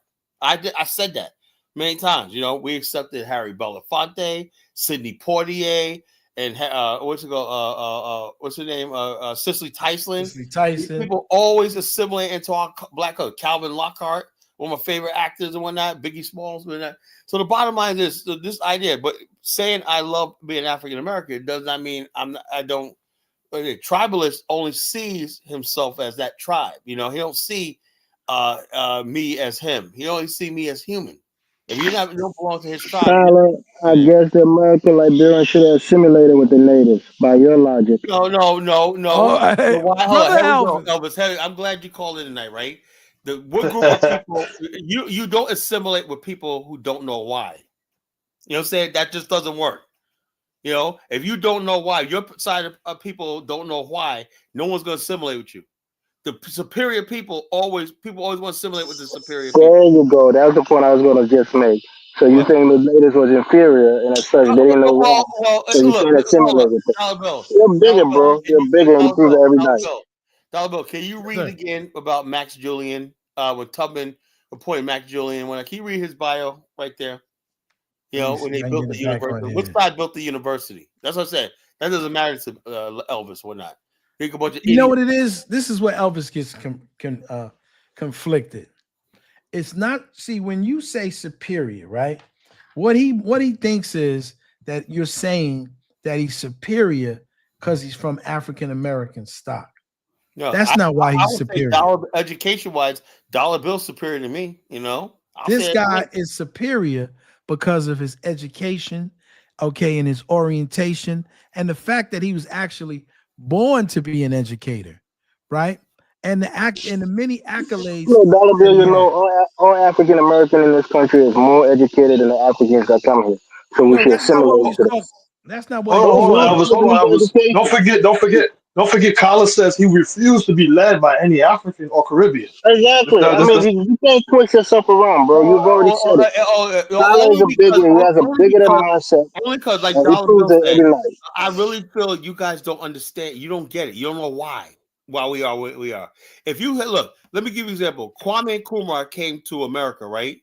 And he basically was so popular that he basically used to pastor a black church in Philadelphia, you know, because he was highly educated. He knew the African American story, you know, and so that's why he went over to Ghana and tried to remake Ghana in Black America's image. That's where he failed, you know. But also Marcus Garvey, you know, he was born in the islands. But when he came to Harlem one night and he spoke "Up You Mighty Race" and whatnot, that electrified millions of African Americans, you know, because he was a superior man. These were superior men. Okay, when Baba Sunji came to America and started his dance troupe, and he spread the which in the Yoruba culture to America, he was a superior man. See, you keep thinking that we're saying that not superior because of which stock they come from. That's not what we're saying. They're superior African men. Absolutely. Sankara, okay, a superior man. So we're not saying that these people are superior only because they're African American. That's not what we were saying. What he was saying is that he came to a place where people were still selling their own brothers into slavery. They were practicing all kinds of stuff, okay, that were putting themselves and their people in jeopardy. So now when you're dealing with people like this and you try to negotiate with them, they're not interested in real negotiation. They would, and you even said it yourself on numerous occasions. You would rather for them, and because they're the majority, to burn it down than to be in control by you feel you're being misrepresented because you feel that you have some providence because you're the majority of people, right? Isn't that how you feel? That's your superiority. You feel you have superiority in numbers. Dollar Bill, Ghana still has its culture. It's developing. It's That's doing not, well I'm with its talking people. about Liberia. So, no, I'm telling you, Tyler is talking about what the practices of the people were, and that makes them inferior. Ghana still practice all of those things, and they're building. They have doctors, they have hospitals. So that doesn't hold people back. You can have your culture and still advance and have a modern world. I know a lot of Ghanaians, bro. I know a lot of Ghanaians, right? Yeah, they know the culture, but they basically know how to compartmentalize. They know how to live it and navigate around. Because, like I said, a lot of Ghanaians don't care about if you're Kisi or Shanti or Twa, whatever it is. They're just Ghanaians, you know? And also, basically, now the Ghanaians are integrating some African Americans and other people. You got a lot of Nigerians that live there and everything. So Ghanaians become more of a cosmopolitan culture, you know? So what do you think? You think those African Americans are not going to intermix with the Ghanaian culture? Elvis, you don't seem to understand something, right? Yeah, they're going to follow Ghanaian culture. Ghanaians are not going to follow African American culture. Why you got that whack phone on today? Yeah, I thought you had upgraded. Phone, bro. French was telling me about that. Yo, check us out, Elvis. The thing is, though, what you don't seem to understand is this, right? If people basically meet two people, right? Everybody knows that you are not going to agree on 100% of stuff, but if you can agree on 75% of stuff, whether it's hygiene, habits, manners, stuff like that, if you can get 75%, now you got something to work for.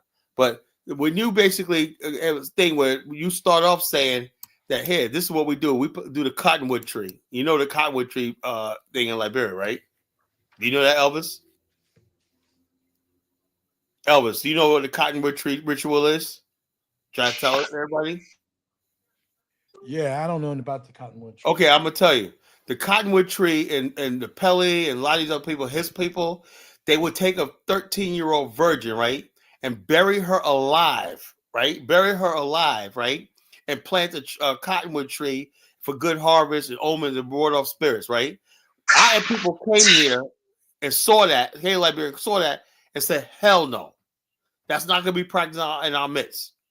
So you can't that's things you can't reconcile. You want us to assimilate into that. It's not going to happen. They didn't want to give up their practice, like basically killing somebody, taking their heart, and eating the heart for good luck. That's a practice that was in your culture. We were not selling people to slavery because they didn't have any value in them. And so the bottom line is, no, we couldn't assimilate into that. And not because we hate you, and not because what you were doing. As simple as that. Just like I don't blame some white people, some other people who look at some aspects of Black America and say, I can't fuck with y'all like that because, hey, I understand. I don't do that, But I tell my kids the same thing. I'm not going to send an African kid who's a nice kid to be with an African American kid who's a gangbanger and has his stuff hanging, his pants hanging down, and he's talking and disrespectful. I understand that. Dollar Bill. You ever heard of the anger translator or the Obama skit? No, I haven't. No, you gotta look that up. There's an Obama anger translator. That's what you are for Colin, man. He be saying some wild shit. You smoothing it out. You gotta look that up. I think it's a Key and Peele skit. There's an anger translator. Angry Obama, But Obama's so fake with his niceness. People realize that it was a running joke. Obama's really an angry man, but he knows how to cover it up. Happy New Year's, everybody! Happy New Year's. J Mall. Is that J Mall or Big Black? I can't tell where one ends and one begins. To be honest with you, I sent it to you. Check your back channel. What's that? Email. Yeah, email. Facebook. Okay, but check this out. Jamal, I got Jamal the other day, right? He was sitting there saying the other day to my boy Shaquem. See, the old heads don't know how to get down and party. Young heads are not. And I was like, Jamal, get off the young niggas nuts, right? I put a video up there of somebody comparing the clubs. Old heads are getting down doing the electric slide, and young people sitting around on the phone doing nothing. I got him good with that one, man. Yeah, that was good. What were you saying? All right, Carl. I had to get my microphone fixed because you're talking a lot. Yeah, get your mic. So your mic. The thing that you're talking about, they still happen in Liberia today. Yeah. You see, and so that's barbaric. The point here is, you can't be 5% of the population and think you're going to change the 90% of the people's culture. If you have an issue with it, don't go there. Let me ask you a question, Elvis. Let me ask you a question. That being said, right, should basically, since the people weren't going to change, right, should Tubman brought Max Julian in and built all these things, institutions for the native people to get education or not, so they were just wasting their time? Carla, you want to make that point? No. You're not going to put words in my mouth. I don't know, Carla. Elvis, that's a yes. I don't know. I don't know the answer. I don't know all the answers to life. No, what do you mean I do know? There's things I don't know and the things I do know. What you just said, you can't change their culture, so it was a waste of time trying to educate them, right? No, that's the point that you don't understand. So you culture. Can somebody, listen, Carla. You don't let people speak. They can still do the. You don't like people. You don't allow people to speak. They can still do human. We should allow that, right? Listen to what I'm saying. When the American Liberian came when they came from America, right? They brought Freemasonry with them. Yeah. Listen, don't say so. The native people didn't like Freemasonry. Why? Okay, there you go. We're both asking the same question. Tell me what the Freemasonry is, bro. Listen. Just listen. You my money, you don't even know what it is. Just listen, Carla. Listen. Elvis doesn't know what it is. I mean, can you control yourself for a second, bro? You don't know what it is. The reason they didn't like it is because they knew that was where people made important decisions on the country. They knew that presidents, senators, high-ranking government officials were selected in the Freemason Lodge, not by the people. So they didn't like that. Why? That's the way of the world. Why don't they just join the Masons? Okay, then that's the way of the culture of the people, Dollar Bill. Since you want to be nonchalant, we're going to be nonchalant. I'm not being nonchalant. No. So why? Barbaric stuff needs to be where it's supposed to be, in a museum. That's Dollar where Bill, it belongs. That's not the only part of the people culture, right? That part of culture that I don't agree with. If you think it's barbaric, don't go there. No, don't go there. No. What they should have done. Don't go there. If you think their culture is barbaric and backwards, don't go there and try to be a part of it. Elvis, you wonder why I call you savages, right? You have Dollar Bill. People from Ghana, African and Americans never went there. They're in America. People from Nigeria. No. Listen to what I'm saying. There are many countries in this world where people African Americans hasn't been to when they came to America. So stop. Can I ask you a question? You're not understanding what I'm saying. I'm using your rationale and your thinking. When white people came to this country, they were overwhelmingly the minority of people. There were people here. Millions of them were here. And they came a few, 30 or 40 at first, maybe 50 people at a time. Overwhelmingly, they were the minority. If they took the same attitude that you did, you would have no place to flee to. Dollar Bill, I like that idea. Tell that to the Indians. Tell that to the people that are coming from Sri Lanka. Tell that to the people that's coming from Norway. I'm telling you that African Americans didn't. No, just listen. African Americans didn't go to those countries, and that's why people are in America. People come to this country for economic prospects. People came whether to this they're country from Africa, because whether they're this from country- Asia or Europe. because the white people, because their countries have failed. because the white Yeah, people whatever you say, bro. Because white people come to this country because white people damn near extinct the people who were living here before. They were Dollar the bill. minority. Here's the difference, right? Why do you That's what it think? is. 1 second. The natives, they didn't incorporate the natives into the United States of They America. didn't know No, why. they did not. They put them on reservations. Exactly. In Liberia, they Hold on, incorporated hold on. the natives, And that was a made them mistake. pay. Yeah, there you go. There was a That was mistake. the mistake. Look, all There this you with the white go. man, the natives in America rejected the white man's way of life, and so That was a mistake. There you So, go, and Dollar Bill. also, That was a mistake. So now you can't turn back the hands of time. Mistake already happened. No. Get That's not over what it. I'm trying. I'm over it. I'm not on it. Okay then. So let's not argue about it. Listen, I'm not arguing about that. That's not an argument. I agree with you 100% on that situation. They made a critical mistake.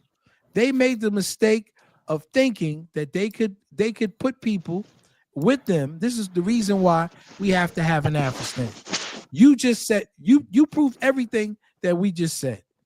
We can't lead our people. Not true, Dollar Bill. Let me give you an example, right? Let me give you an example. You just said it. Let me give. Look at the people. Look at the people in the Dominican Republic. Listen to what I'm saying. The African Americans that went to the Dominican Republic, they didn't tell the people to change to their culture. They assimilated into the culture of the Dominicans. And how does that work out? What are you guys talking about? And how did they preserve their own culture? They're living there now. They're speaking Spanish. The guy said we're completely Dominican now. That's what he said. I know, but they assimilated into the Dominican culture. I saw them. They're still black Yeah, Americans. but they assimilated to the Dominican culture. They started speaking their language. They listen to the music. No, they're not. Yeah, but culture, in order for you to assimilate, I don't know if they have power, but they assimilated into the Dominican Republican culture. So hold up. You wanted our ancestors to assimilate with you guys? Are you serious? There you go, Carlos. So if you don't want to assimilate with us, don't be there. Assimilate with people then. So what's the argument then? The argument is this. This is why they did what they did. They said no. Yeah, and that's why the coup happened. So then what? The coup happened because there weren't enough of them.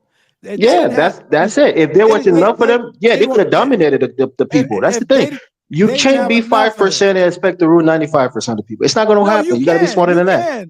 Okay, then. If that's the case, then hold on, Elvis. Why did the progressive? Why did people reject the progressives after the coup? You know, they would rather stay. You want to argue about this every night. It's fruitless. No, the point has already been made. I just give you a prime example. The people that went to the Dominican Republic, they assimilated into their culture. They didn't keep speaking. I don't know. Go ask them. They looked at you guys. The progressives said, "Hell no." Bunch of clowns, man. They said, "Hell no." Whatever you say, Kyle. Africa should cancel that. See, you know what it was? This is the reason. Thank you. You know what, Elvis? Thank you, my brother. What you said today was exactly what should be on the mind of our people. All of these folks that run into Africa, who are getting unalived, who are being ripped off, who have been there for 30 years, some of you, and then you don't even own the land, and people run in there and take your stuff from you. This is what happens to you when you don't set up something for yourself, by yourself. And this is what's going to happen. This is the reason why we said we need a piece of land to ourselves. And then we won't have those issues. Dollar Bill. I think you said that Africa should cancel their tribes, their languages, if I'm not mistaken, because I didn't say that. No, I didn't. Oh, you eating? I was eating. Okay. Yeah, I was eating. You said cancel tribalism. No, what I Scholar, said, this, most let me African just say, Americans that hold on, go onto the continent, he whether it's asked me Ghana, a 1 second, dollar question. bill, they assimilate into the culture. They start wearing the clothes, they start Stop doing it. their Oh, yeah. Yeah, hair, I know. they start listening to the music, they start You eating the know more food. about my people They than I do. assimilate into And African they culture. start getting ripped Hey, off. look, They The start sister getting Mystic killed. Dime was on here. you're lying. You guys are First making of all, fun of her Black for living in American the mud culture is house. the most fucking dominant We did culture in not the make world. fun of her. It's the Listen, most dominant culture on this side of the planet, Carla. No, If it's you are dominant culture African in American Africa and you go too. into a village No, in Ghana, African your American culture are culture not is going the to most dominant dominate the culture. culture of Everything that you see is village. African You have to American. are you understand that, serious? brother. Are you serious? You really Pan believe that? Africanism is African American Or do culture, you really bro. believe? Listen, you know what? Elvis, you're being. I love you. You know I love every you, right? night, every But I night, mean, man. yeah, you're every being Like you it's night. war. you're being so You think disingenuous. you think African American culture You is can always dominating Ghana time right them now, out, Dollar bro. You Bill? can always time them out. What I'm saying to you is that I didn't say it was dominating the culture. That's what I'm telling you. It is changing the culture. Okay, It is sure, making Dollar. the culture more progressive. Okay, Dollar Bill. That's a Pan Africanism. It is Black America boosting. brings that Pan It African is It's culture. this superiority complex that you guys have. it Look, is I agree boosting. with you. It is When Africans boosting. come to Hold the up. United States, Ask we me a should question. integrate with African American culture. I agree with that part of it because you're the dominant culture here. I agree with that. Why don't you let me land, brother? Why you getting? Go Why, ahead. Go ahead. My bad. Go ahead, man. I'll be in the back. give a brother a chance tonight. What they're doing, like I told Zongo, is they're transforming, okay, the landscape, okay, of Ghana. They're bringing in stuff that wasn't there, progressive stuff, okay, housing. They're boosting the construction, okay, industry. They're employing people, okay, and they're doing all of this, and this is just a small fraction of African Americans. There's an It African might be great American in any other businessman place. built a state of the art medical center in Ghana. You got Lucas Group. That's the best way to go. We're contributing to these countries and whatnot. That's the best way to go. Build a water system so you could charge the people like whatever they use the water. You know, Well, like I tell you processed right water now, and stuff man, like the that. only thing we're That's saying the is, best way to go. well, So what then we're you saying start is, controlling okay, hold their on, we're economy. doing what Africans. Why you got a problem should with do. us controlling something? Yeah, What is the situation? Y'all don't rise up and throw. Y'all don't rise up and throw I said that's the Chinese best way men. to go. Y'all don't rise up and throw the Majority Chinese. rules, Dollar Bill. Majority rules, not minority rules. That's Majority BS. rules. Majority rule. That is That's BS. mob rule. That's mob Let me rule. tell you. Listen, He doesn't understand what the difference between they majority rule got and guns mob that rule. got 32 in When the you got clip. people illiterate, that's not a majority rule. That's mob Stop rule. the drama. Stop the drama about majority rules. That's BS. We don't have majority rule in America. They got 32 in a clip on some of these things, and some with banana clips even bigger than that. So numbers don't mean nothing. Technology. They had more numbers in America, but they had bows and arrows, okay, and the Americans had Gatling guns. That was the difference. No, so Africans beat them. Then after that, they came back let's with the not machine stop. gun. Let's It was not the machine gun that they let's not- created. Let's not. That's how they took over Africa. Let's not sit here and talk about majority rules when the minority of the world came to Africa and cut it up in the Berlin Conference. Yeah, the majority rule. Tell me how Belgium ruled the Congo and basically exploited Congo and whatnot. How South Africa was under a apartheid regime for 40 years. Yeah, it was apartheid South Africa. Yeah, and it's still dominating South Africa. Whites still control South Africa. Disingenuous, Elvis. You're smarter than that. Okay? No, he's not. I'm trying to. Well, I'm being peaceful. I got Ubuntu on my side. I guess white people since de Klerk, there's been a white president in South Africa. They rule South Africa. They're printing their own money. But they're not ruling. Ruling is different than having economic power. That's the difference. Man, you don't understand something, right? It doesn't matter. White people were glad to give the government over to the black people because they know who's. Actually, no. That's what they fought so many years. And they put Mandela in jail for 27 years. Come on, because they know the African is stupid. They didn't willingly give it up. They fought for it. The war put pressure on them, and they had to relent because they were looking bad on the global stage. The railways, the mining companies, all that stuff like that. Majority of black South Africa is a dirt poor. They got nothing.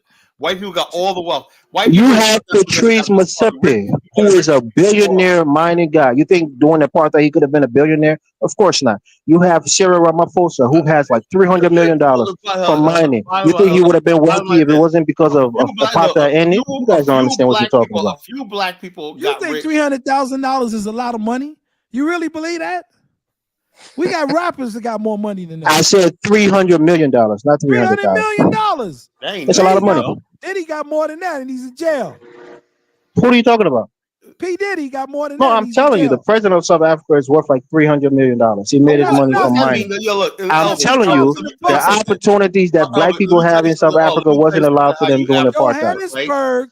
So there are a lot of black millionaires in South Africa now. That's another thing. Let them know, man. That's another thing. They're not looking at the bigger picture. Dollar bill. If you take dollar bill and we're not right, and we talk about building something, we're gonna first thing we do is create a middle class. That's we know why a middle class is created. Why? Because that's going to be our security. That's what white people did in America. They created a middle class. Africans don't figure that out. They'll have rich people and the rest people live in absolute squalor. There's no middle class. And that's why people gonna come. That's why you have all these Negroes, right? In places like Ghana and some in Sierra Leone, living in the hood with a big mansion, and then they get on the YouTube and start crying when somebody busts through concrete to get the hold of their stuff. That happened in Gambia. They bust through concrete. Gambians ain't stupid. And Ghana too. Oh, I didn't hear about Ghana. I knew Gambia. Or unalive you because they want your car. You understand? Or unalive you. See, this is read Baruta's comment at 8:05. I think he gives you a good insight. I won't even read it. You can go there and read it. You read it. I want to hear what that gives. Okay. Baruti says Liberia was a contrived white idea, a desperate white plan. By this, it was doomed from the start. That's why Baruti. There you go. That's why and so is every African country. If he actually studied the country, I always say what started as an idea from white men. We were back in the early 19th century, turned into a black nationalist haven by the end of the 19th century. But can I tell them this? Why doesn't Baruti say that Lagos and Nigeria and all of the countries in Gambia, Brazzaville, all these places that still European control, all of those places, were a contrived idea by white men too. What do you think in the Berlin Conference?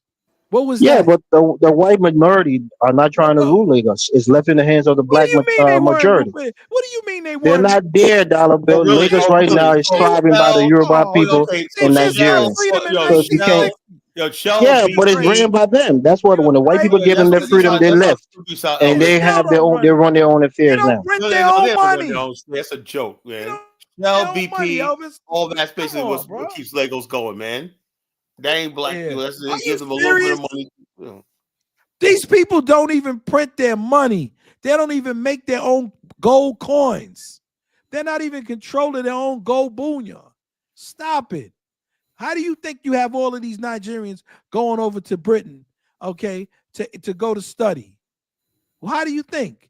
Because they're still in control. Let me ask he dropped out, but he's back. Hey, Jamal, what's up? What do you think about all this, bro? I think what both sides are saying, what Elvis is saying, and what you're saying, Kyla. I think y'all Stop both being on the fence. Stop being on the fence, man. Tell me what you think. Hold on. Listen, I think it's true. I think it's true to what both of y'all saying, right? What is Kyla, true? Hold on. I think Kyla. No, you can't just say that. Tell me what the hell you think is true. I'm about to explain it, Kyla. Pan-African babble. I think the difference. I think the difference. Jamal. Hold on. I think the difference, Kyla, when you're explaining Liberia, right? You're talking about the people that created a whole nation state, right? So obviously they're not going to assimilate to the local tribes because they're actually creating a nation, right? But when you use the Dominican Republic example of Samana, they were basically integrating into a society. So I think that's the difference where Elvis is right. The Samana people in Dominican Republic did integrate, right? And assimilated over time, right? Whereas Liberia, they started a whole culture of really Pan-Africanism, which was a beautiful thing. They stopped the slave trade and they brought their culture and added to that land. So you're right on that point. So that's why I'm saying both of y'all make good points where the Dominican Republic they Let me assimilated. ask you a question. Let me ask you a Go ahead, question. go ahead, brother. How can you basically in the 19th century, right? Remember something. The slave trade was you had slave ships off the coast of Liberia, right? Basically threatening the state, whatever like that. You had native tribes collaborating with slave traders, and so like particularly the Crew tribe, acting as spies and mediators of the slave trade. And basically, you have all that going on and whatnot. Should our ancestors were in Liberia, so we just assimilated so we could be captured, sold back into slavery, or did we have the right to protect ourselves? Yeah, I mean, you started the culture. That's what I'm saying. You didn't assimilate there, which was your It environment. was called self-preservation. Self-preservation, exactly, and that's why I'm saying first what? we can't compare. The first law of nature is what?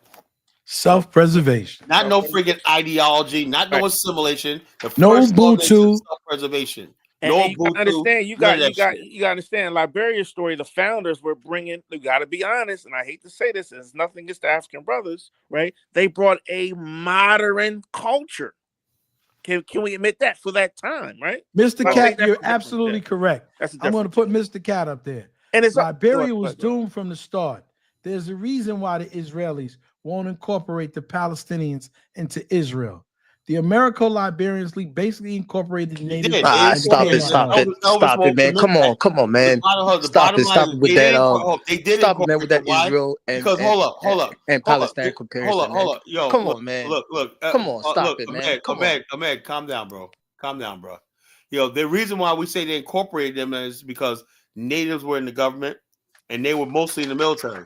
Israel was smart. They didn't have the Palestinians in no positions of power. Especially the military. That was a mistake Liberia did. Putting the natives in the military. That was a big mistake. So they did assimilate.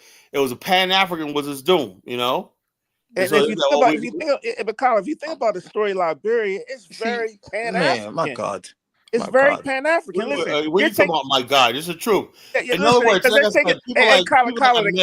want us to, what they want is black people in America, right, to come there, worship them, and anytime they want to stick a knife in our back and gut us like a pig and whatnot, and send us on our way.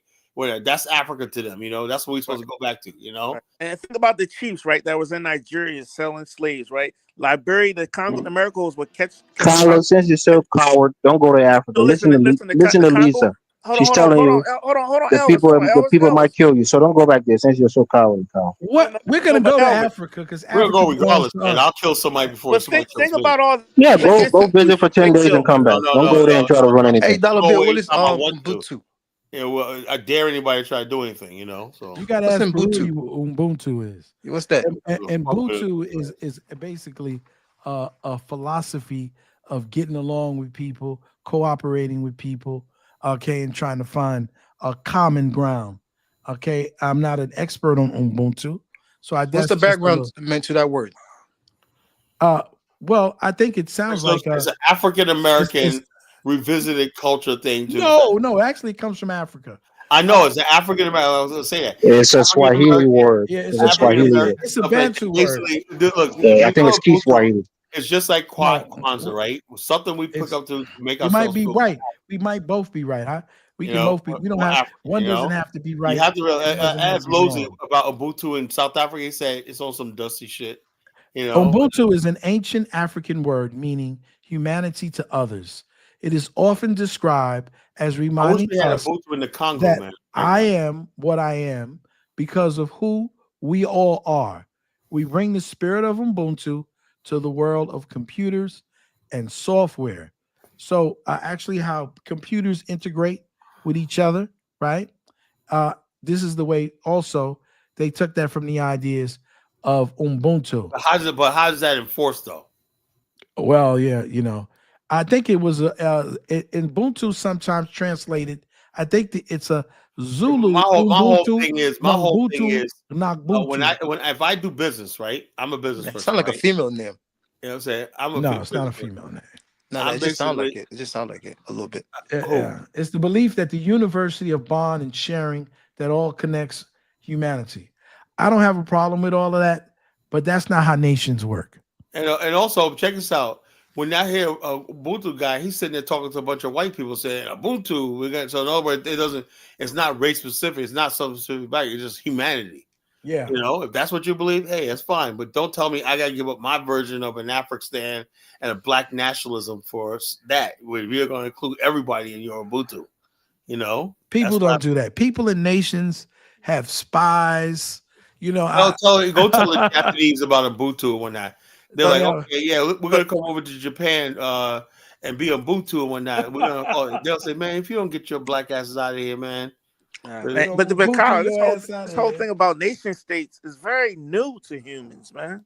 I know, but the thing is, Jamal, the black man, and they know the nation state is the answer, you know?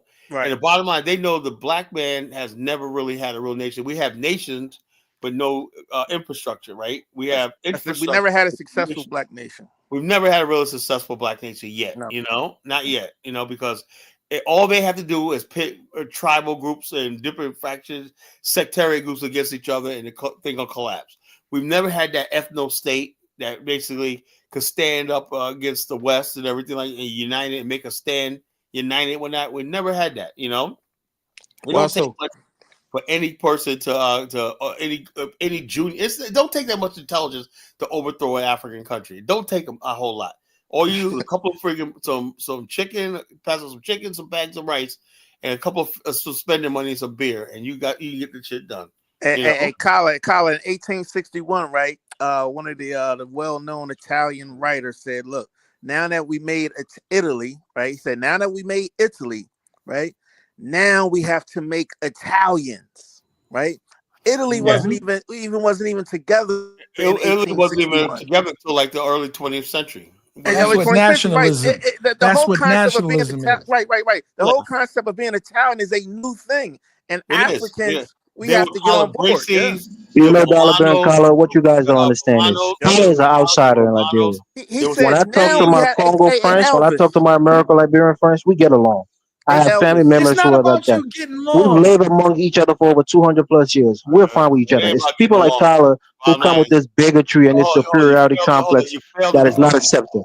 You saw my speech right there at J.J. Roberts Monument, right? Kala, you're an outsider, bro. You're an outsider. American Liberian, American Liberians and the native with intermarriage, we're intermingled for over 200 years. We're one people. Kala is an outsider, so know that, Kala. Outsider.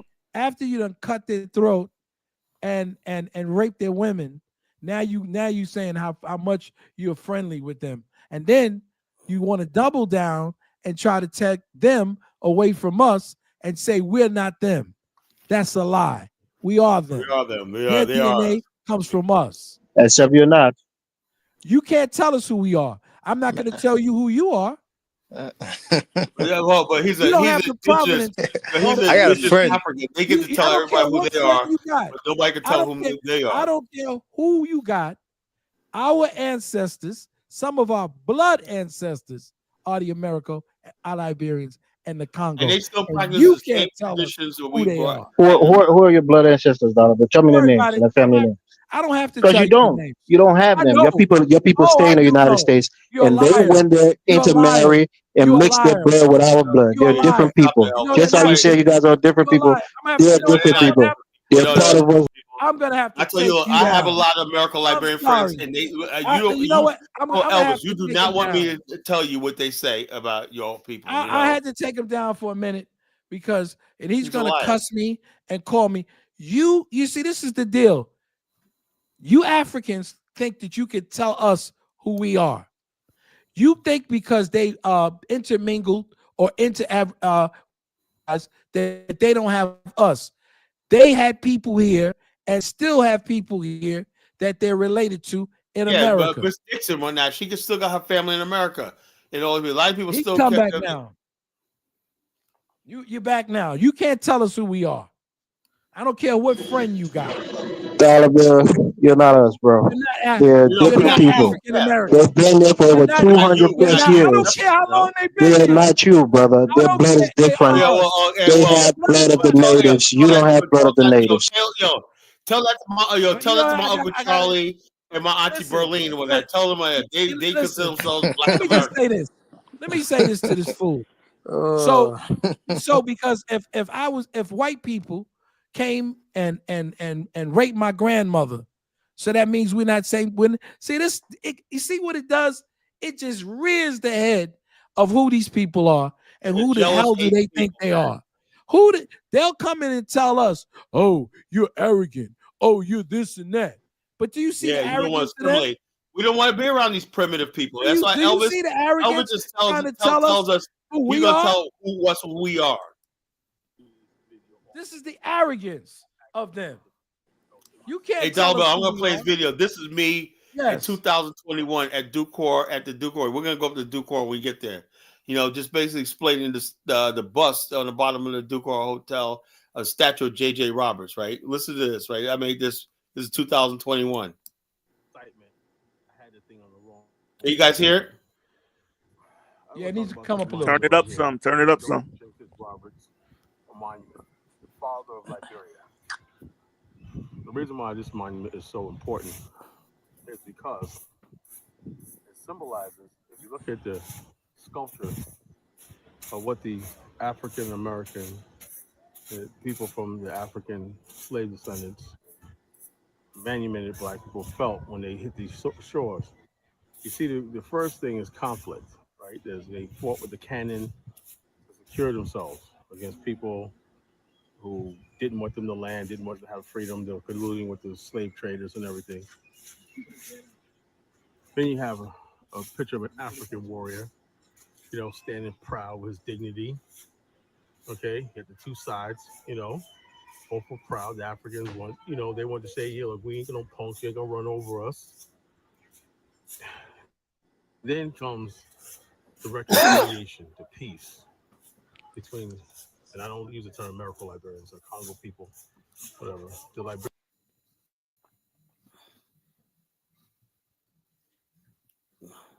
That's a powerful sculpture right there. That's powerful. African American brothers and sisters looking, these are your people. Stop allowing them. You know why they saying that? Because they don't want you to return back home. They don't want you to return back home. They don't want you to reclaim what your ancestors, built. So they're trying to find a way. Yeah, well, that's what we're claiming our ancestors. Elvis's ancestors had no building. See, this right here is built by us. Statue, everything built by us. Elvis people didn't build shit in Liberia, you know? We have the same architecture. We did the modern university. Southern black architecture. Those are our ancestors. And I don't care if they're mixed with native people. We mix with white people, and we're not them. Black people felt when they hit these shores. You see, the first thing is conflict, right? They fought with the cannon. Don't forget the Indian. Hopefully don't go out. Nah, they gonna Colin, they gonna say they was Caribbeans that came over and founded Liberia. They was the Caribbeans. No, they didn't found it, but they were there too. They were there too. Then you have they came there. Caribbeans contribute greatly to Liberia yeah, too. They contribute, but they didn't found the country, y'all. Come on, now. Right, yeah. They didn't have to found it, but they contributed. They assimilated with us. And you know what another thing is? The Congo people that was recaptured slaves, they had a choice to either assimilate with the native people, assimilated with our people. They chose us. Why was that? And we were so impressive of Africans. You know, all the Congo people. No, you're the coward because you want to yell and scream over us and tell us who we are. You don't have the divine. Sorry. You're not telling us. I was regulating that shit. But listen to what I'm saying about this handshake. The process of unification, so 100 years before Tubman in 1945, it was a 100-year process of people getting to know each other, you know, and you see the unity between the two people. Notice how I'm talking with the native people about with dignity. I'm giving them dignity and human respect. They're on this land now. You know, I give them more respect than Elvis ever would. We could build a republic. All right, building a republic, not yet a nation. A nation and a republic are two different things. Okay, they succeeded in building a republic. Right, but the nation part was going to take a little more work. You know, a nation requires you to give a little something up for yourself to achieve a republic. Out of many in America, they have the thing. Out of many, we are one. You're Irishman, German, whatever, Englishman. You're now Americans. Out of many, are one. This experiment was tried in Liberia. Arrogance. Could have happened if more people would have came here. Liberia, the weight of the world was on Liberia not to succeed. Because if Liberia succeeds, that gives hope for other African countries to put their tribal conflicts aside and succeed. So when you look What's at up with this? What's up here, with African tribes with you guys? look at this Just right sit here. back and be quiet. Watch, listen. A returning We settler understand carrying bricks. simply You tribalism, look how at we all the ended up on the slave stones. You look ships. at That's how why. far they must have had to carry these bricks. You look at the ocean. All the way up on top of this hill, they had to carry these stones all the way up here. And you see that right here with their wives and children. And you see the one man with a shovel in his hand. That means he's ready to work. You know? And you see the one brother kissing the ground. What does that tell you? He wasn't saying, "Oh, I want to go back to America." He was glad to be on free soil. They're praising the Lord. I'm in heaven. I made it. This is how they felt when the jubilance they felt when they came here. Naturally, there's going to be problems. People that were in the land saying, "Hey, look, what are you doing? You can't just come here and just want freedom. We got chiefs here. We got rules here." But these people wanted freedom so bad. They said they were enslaved in America. They said, "Well, we're enslaved by the white man, but we're not going to be enslaved by the black man." And so they fought, out of which came a republic. Let's look at this ultimately been a nation, but it's still not too late for Liberia to become a nation, a unified nation, under one flag, one creed, one common name, one God, one purpose. That can happen, and it's going to happen. By the testament of Almighty God, it's going to happen. I have every faith in the founding of people in this country and the purpose for what this was set up for. That's the Matilda Newport canon and old legend. Some say it was a myth, but that is what it is. That was a canon. Unfortunately, a sad time in Liberia history where they had to fire on some of the local people who didn't want to. But the good thing about it is they had a lot of local support. King Boatswain supported the settlers. A lot of people said, yeah, but they were many were too afraid of the Days. The Days wanted to rule, And the settlers said, we just wanted a little piece of land, just be free, just leave us alone. That wasn't enough. You can't have people free without being under somebody's rule. So what happens in history when people say they want to be free and somebody say, no, you can't be free? Conflict, war. No different than watching the Game of Thrones. There's nothing unique or bad that happened in Liberia that didn't play out all over the world. Let's stop making it seem like, oh, wow, they went to war and all this stuff like that. Stop it. It happened, and we learned from it. So what do you think?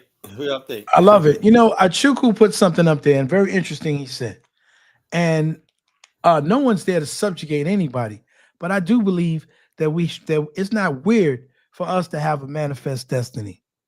That's right. We have a manifest destiny is spanning back on the African continent, and taking it back from the white man, the Chinese, and the Negropeans and the race traders that's ruining the continent, keeping people like Elvis and Chukwu out, whatnot, redeem our motherland, So they're upset. Race traders and ooga boogas out of power. You know what it is? They're upset because see, I've always thought this, and I'm not even gonna reveal that. Okay, all I will say is there's some people that come on this platform that I truly believe are plants, right?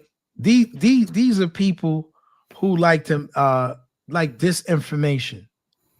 They come here because primarily they don't want African Americans, to have anything to do with Africa. So it's about power. Their theme is power. That's all. Their theme is we only come here because you call yourselves blacks and Tariq Nasheed and all of this nonsense. See, all of that subterfuge.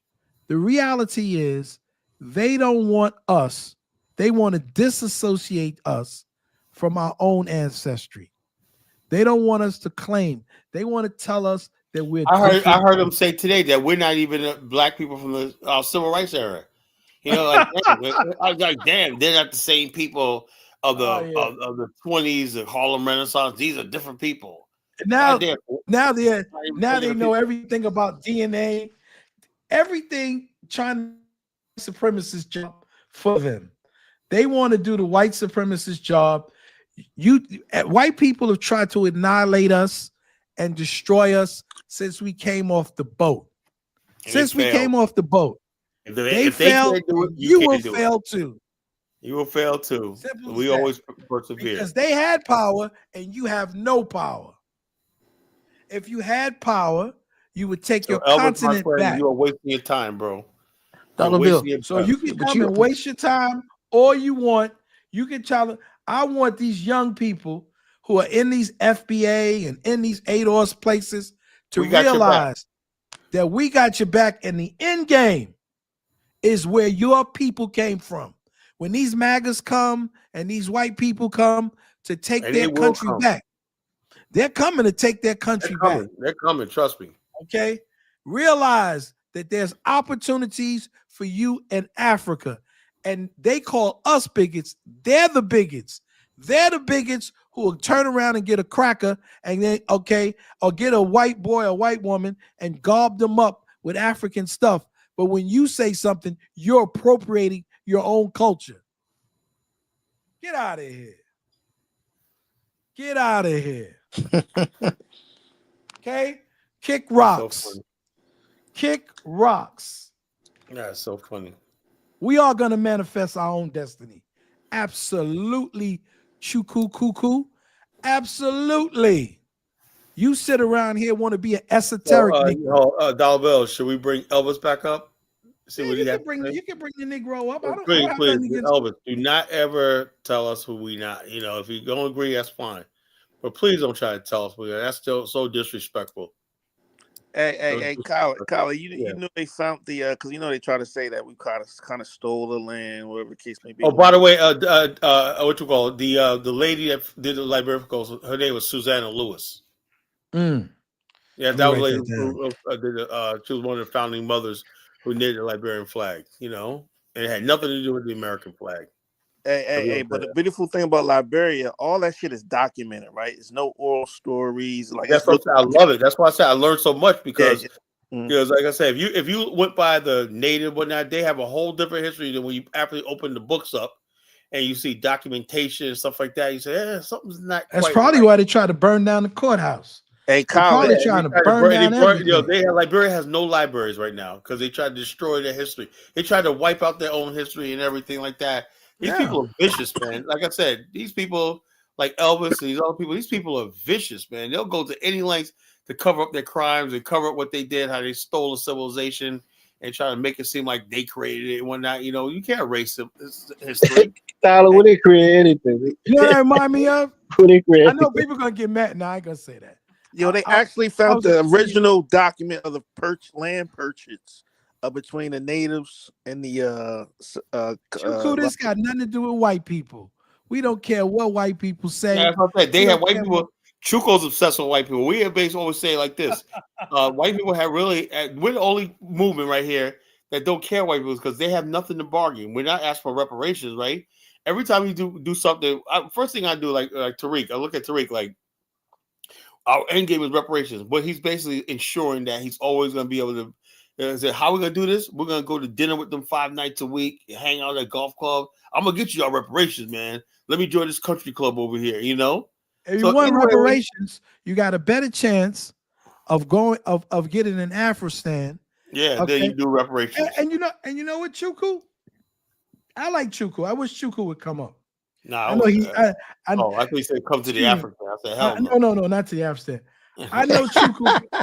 I know. God, man. No way, he is half African American. Nah, they can keep him, man. You know that means he's half. Let him come up, man. Let him come up, man. I want to hear some Nigerian stuff. Booga. You know, I don't mind. Listen, see the funny. Let me just tell you about the idea of some of these Africans, right? They'll sit up and say that they've got the blood of they're mixed with the blood of Africans. So who we're mixed with? The blood of what? Those weren't. See, you see, this is why I sent you that thing the other day about that woman who was a slave trader.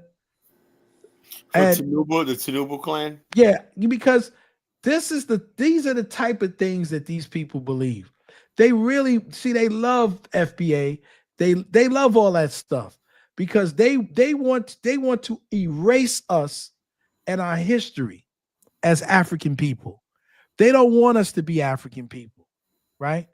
They want to say they're the African people and we're imposters, right? They're the real African. You want to be an African, but you go in the country, you don't want to practice the culture of the Africans. Being an African is about your culture or your customs. If you try to destroy the culture and the custom of the people, you're not part of that. You're not a cultural anthropologist, young man. Man. That's what I'm saying. It says somebody that has a name Elvis Morris, speaks English and whatnot. Talk about the culture, nigga. Get the fuck out of here. Exactly. Walking around he doesn't even live in his village, right? He's too ashamed to go back to his own village. What about your blood? How pure is your blood with your last name being Morris? Oh man, that Elvis, your last name is Morris? Yeah, a crew Negro named Morris. Elvis Morris? Yes. And you not talk about fucking somebody's fucking these people don't even practice their own. See how he'll lie? He'll probably tell you, I'm a pure crew man. That's some bullshit. He probably is, you know. By he don't write a crew name. He don't have a crew name. Yeah, I know. You know why? You know why he don't have a crew name? Because that's you know what it is. Let me just say this. No, it's not about the crew name. It's the last name. His last name is very. Unless there's a bunch of Morris. No. He knows his last name. He won't say it. Like I said to you, this is the game of America. People who are first and second generation immigrants don't understand the game. Let me try to get you to hip you to the game. When people come from another country and they're there for a generation or two, they're the very first people to want to shut the door for people who are coming. So when people say, you know, Donald Trump, his grandfather was an immigrant. That's what second and third immigrants do. They shut the door because they don't want the other immigrants to be here. That's why you had a bunch of Latinos voting for Trump. And then people would say, they're voting against their own interests. No, they're not. Their interest is keeping them other Latinos out. They want them other Latinos out because they want to be white. They want Latinos who identify themselves as white Anglo-Saxons. This is what they want to do. So you realize, right, that these people from Liberia, I'm following them, you know, on social media and stuff. They're trying to affiliate themselves with people like Chuku, right? They want to make us believe that they're more like people like Chuku. Now, the funny thing is, the ironic thing is that we, probably have more DNA that's associated with people like Chuko and Michael Mawali. Isn't that interesting? Yeah. Isn't that dichotomy interesting? How they would try to control everything. We're not hating on Elvis. We understand who Elvis is. We even understand why Elvis is here. Right? We understand it. Elvis is a gatekeeper. Okay? He's a gatekeeper. You don't understand that? He's a gatekeeper. He's here to try to make the imbalance. He feels the imbalance out what he sees as an imbalance. And see, then he tries to use these little tactics. Well, you and Dollar Bill, you're so and so. But if he got with his crewmen, he wouldn't have a problem with his crewmen identifying. And then he says, "Oh, you're not the same people. You're an ethno anthropologist now." Elvis? Dollar Bill, can I say something? Say whatever you like, bro. I mean, he does have a point. Let me put it this way. Okay. Like, within the culture, right, in Africa, right, your culture comes from your ethnic group. Okay. It really does. It comes from your language. Is that the only thing that culture is? You or see, do we have to bring up what all culture is? Ahmed, let me ask you a question, right? Yeah. If the culture is so great, then you know what culture actually really does. It keeps you on the land, right? So you can make a stand, and you don't have to go to somebody else's country just to survive. Yeah. I agree. So what I'm getting to that point. is, whatever your culture is, man, you need to do something about it because it's not I'm working. getting to that point. Culture is not just dancing. That's stagnant. Let me get to the point. To evolve and adapt. It is Let me get to the point. culture No, and it arts does. is a The issue is now manifestation with the of your human tribalism, intellectual achievement regarded collectively. That's also what our culture is. Yeah, but the culture is.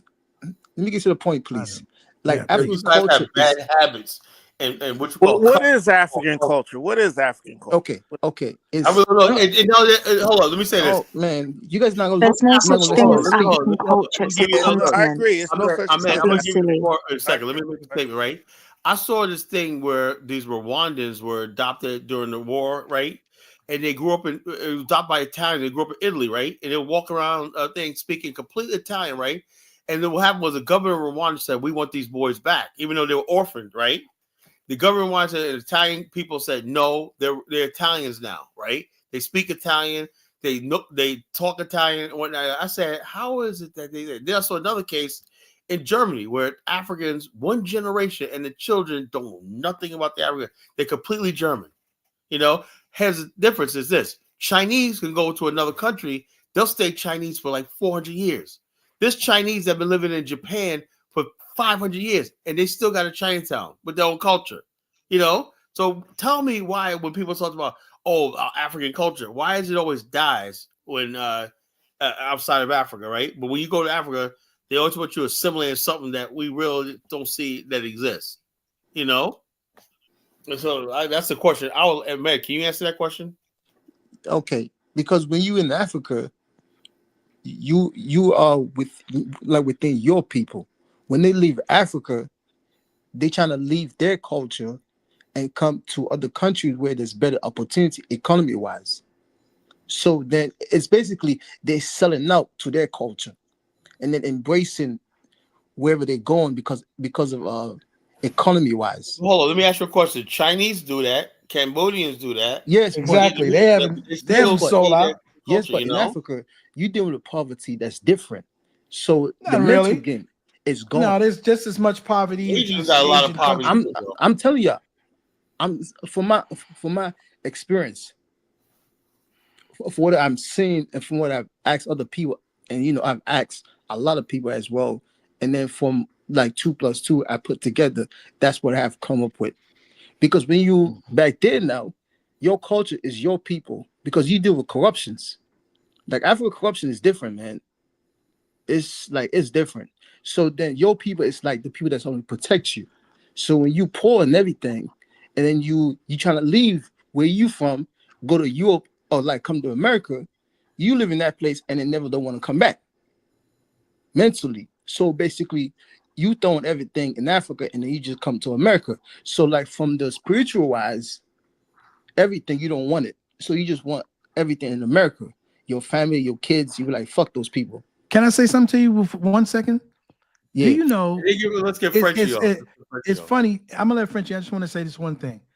Do you know the word culture itself is not even an African word? The culture itself is a French word term. No, but in Africa, derives from the Latin "cori," which means to tend the earth and to grow. That's all culture means. I'm sorry to cut you up. Cultivation. In Africa, it's called society. So within those societies, there's certain things in it. When you guys say assimilate into the culture, right? You're not even using what a culture is. That's where the conflict comes in. Because we talking English. If I was talking in native language, that's the way we say it. See, within these villages, you have different things that these people do. It belongs to these people. Customs and practices. Yes, and then language wise, like for instance, right? If you own cow, right, in Africa, right, just like the Fulanese, right, their culture is all around with the cow.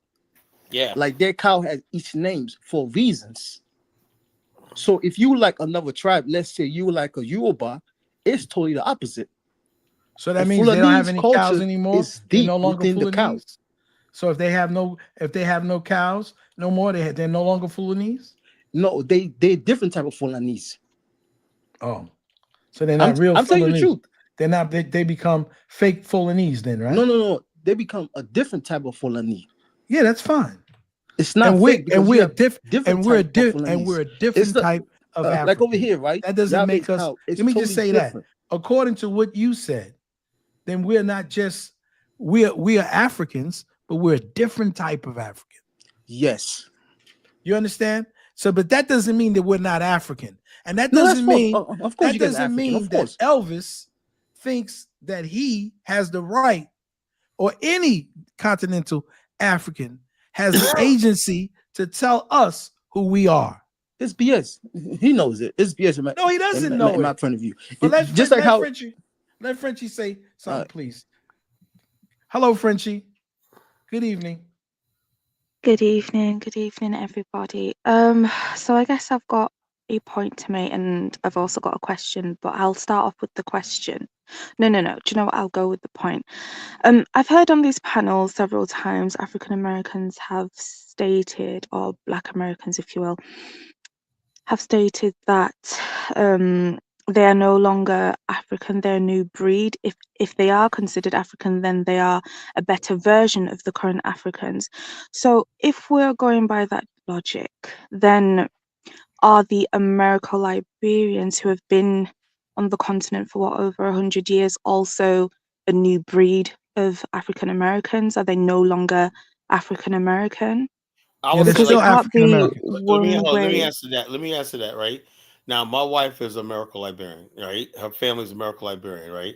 And let me tell you something, on a certain level, let me say, this is what struck me, right? See, my Uncle Steve, right? Isabel's uncle looks like Steve Harvey, right? He looks like Steve Harvey. I went to his house, and I'm like, what? I didn't know you was related to Steve Harvey.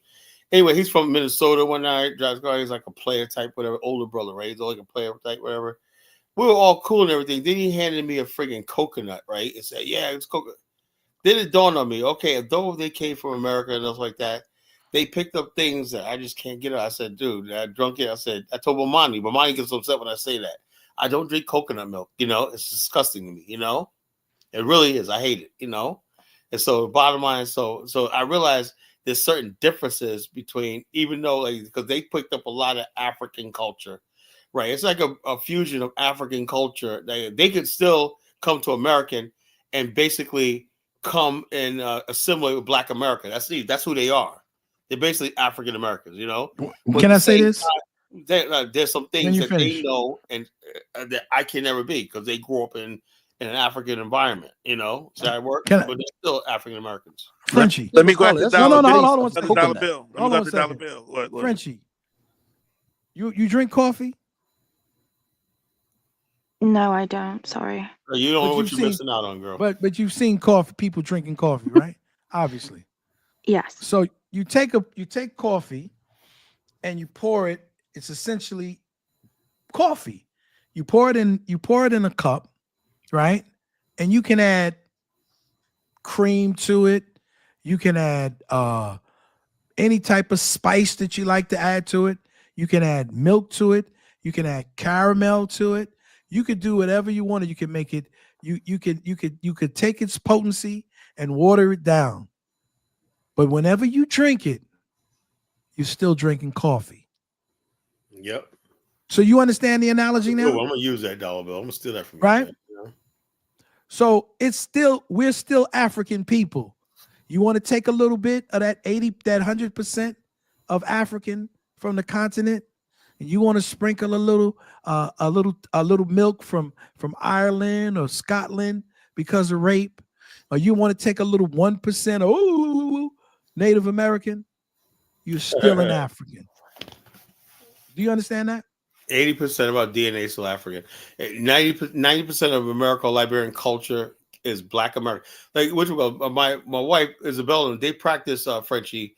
They had watch night on New Year's Eve, right? And I told them, I said, yeah, we do watch night.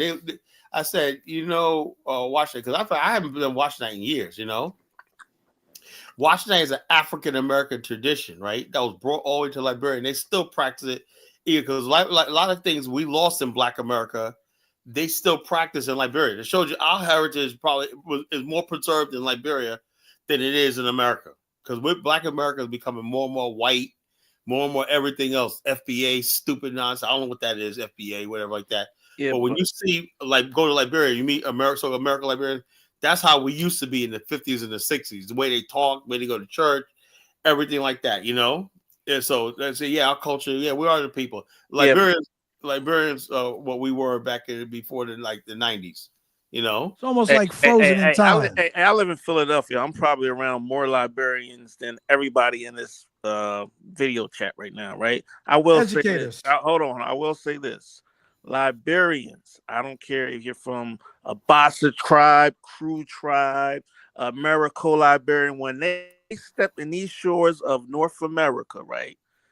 They assimilate pretty well with Black America, right? We have a lot of more. They said better than other African groups. Other African groups, right? One example of why they Liberians, right? Hold on. Liberians, Americans. Listen, we both celebrate Thanksgiving Day, right? It's a lot of common. They do all our culture holidays. They even do Kwanzaa. I'm like, goddamn. Yeah. It's a lot of common things that Liberians do have with African Americans, and these are and most Liberians in Philadelphia are indigenous. They are the natives of Liberia. Yep. The Bassa people, the Kru people. They claim to be like Elvis. They are. They are indigenous. A lot of them. I want to see DNA. Yeah, most of them are native Liberians. Elvis looked like some of my cousins, man. No, don't do that to yourself. Bro. No, I'm just being honest. Maybe you got some things with Elvis, but I'm gonna tell you honestly and truthfully, Elvis looked more like me than I don't know about all that. This is where I don't care what you say. I can look. I got eyes. Elvis phenotype looks more. Take it to the extreme now. No, that's not an extreme. That's the reality. Yeah, but hold on. Elvis's phenotype looks more like an African American. You're doing the Pan African shuffle now, Dollar Bill. You're doing the Pan African shuffle. I'm telling you the truth. Come on. And listen, if somebody looked at Elvis and they didn't tell him, they would think that he's an African nobody in my family. He looks like nobody in my family. Maybe nobody in your family, but your family is not representing 48 million. Hey, Dollar Bill, you're doing the Pan African shuffle right now, brother. I'm not. Right, bro, I'm just telling reality. It's reality. He's just taking it too far now. Let me just say this. I have a cousin. She's got a company in Atlanta. You ever seen the woman Evie Prosper? She's on YouTube. Eve Prosper. No. Have you ever seen her? What happened to that lady saying supposed to come on tonight? The Liberian lady. She coming? No, she's not coming. I'm gonna put her video up. But what I'm telling you is Evie Prosper and my cousin from South Carolina look like they could be sisters. I contacted both of them and let her see. And she, according to her family, she's a Ghanaian. Okay, she was raised in Canada. And if you put my cousin's picture next to her, they look alike. They look like they could be twin sisters. So this is the nonsense that people keep. Black people have more similarities than differences. I tell you. Yeah, but I think African Americans, we got to start being honest about Africa. We do have differences, right? And just because everybody has differences.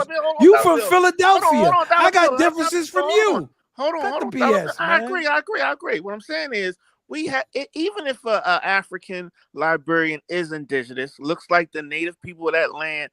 It's okay. We don't have to say, "Oh yeah, she looks like my aunt," and all that. Well, we know damn well they don't look like your aunt. That's not true. That is not true. They don't look like. You want me to put? Do you want me to put my cousin?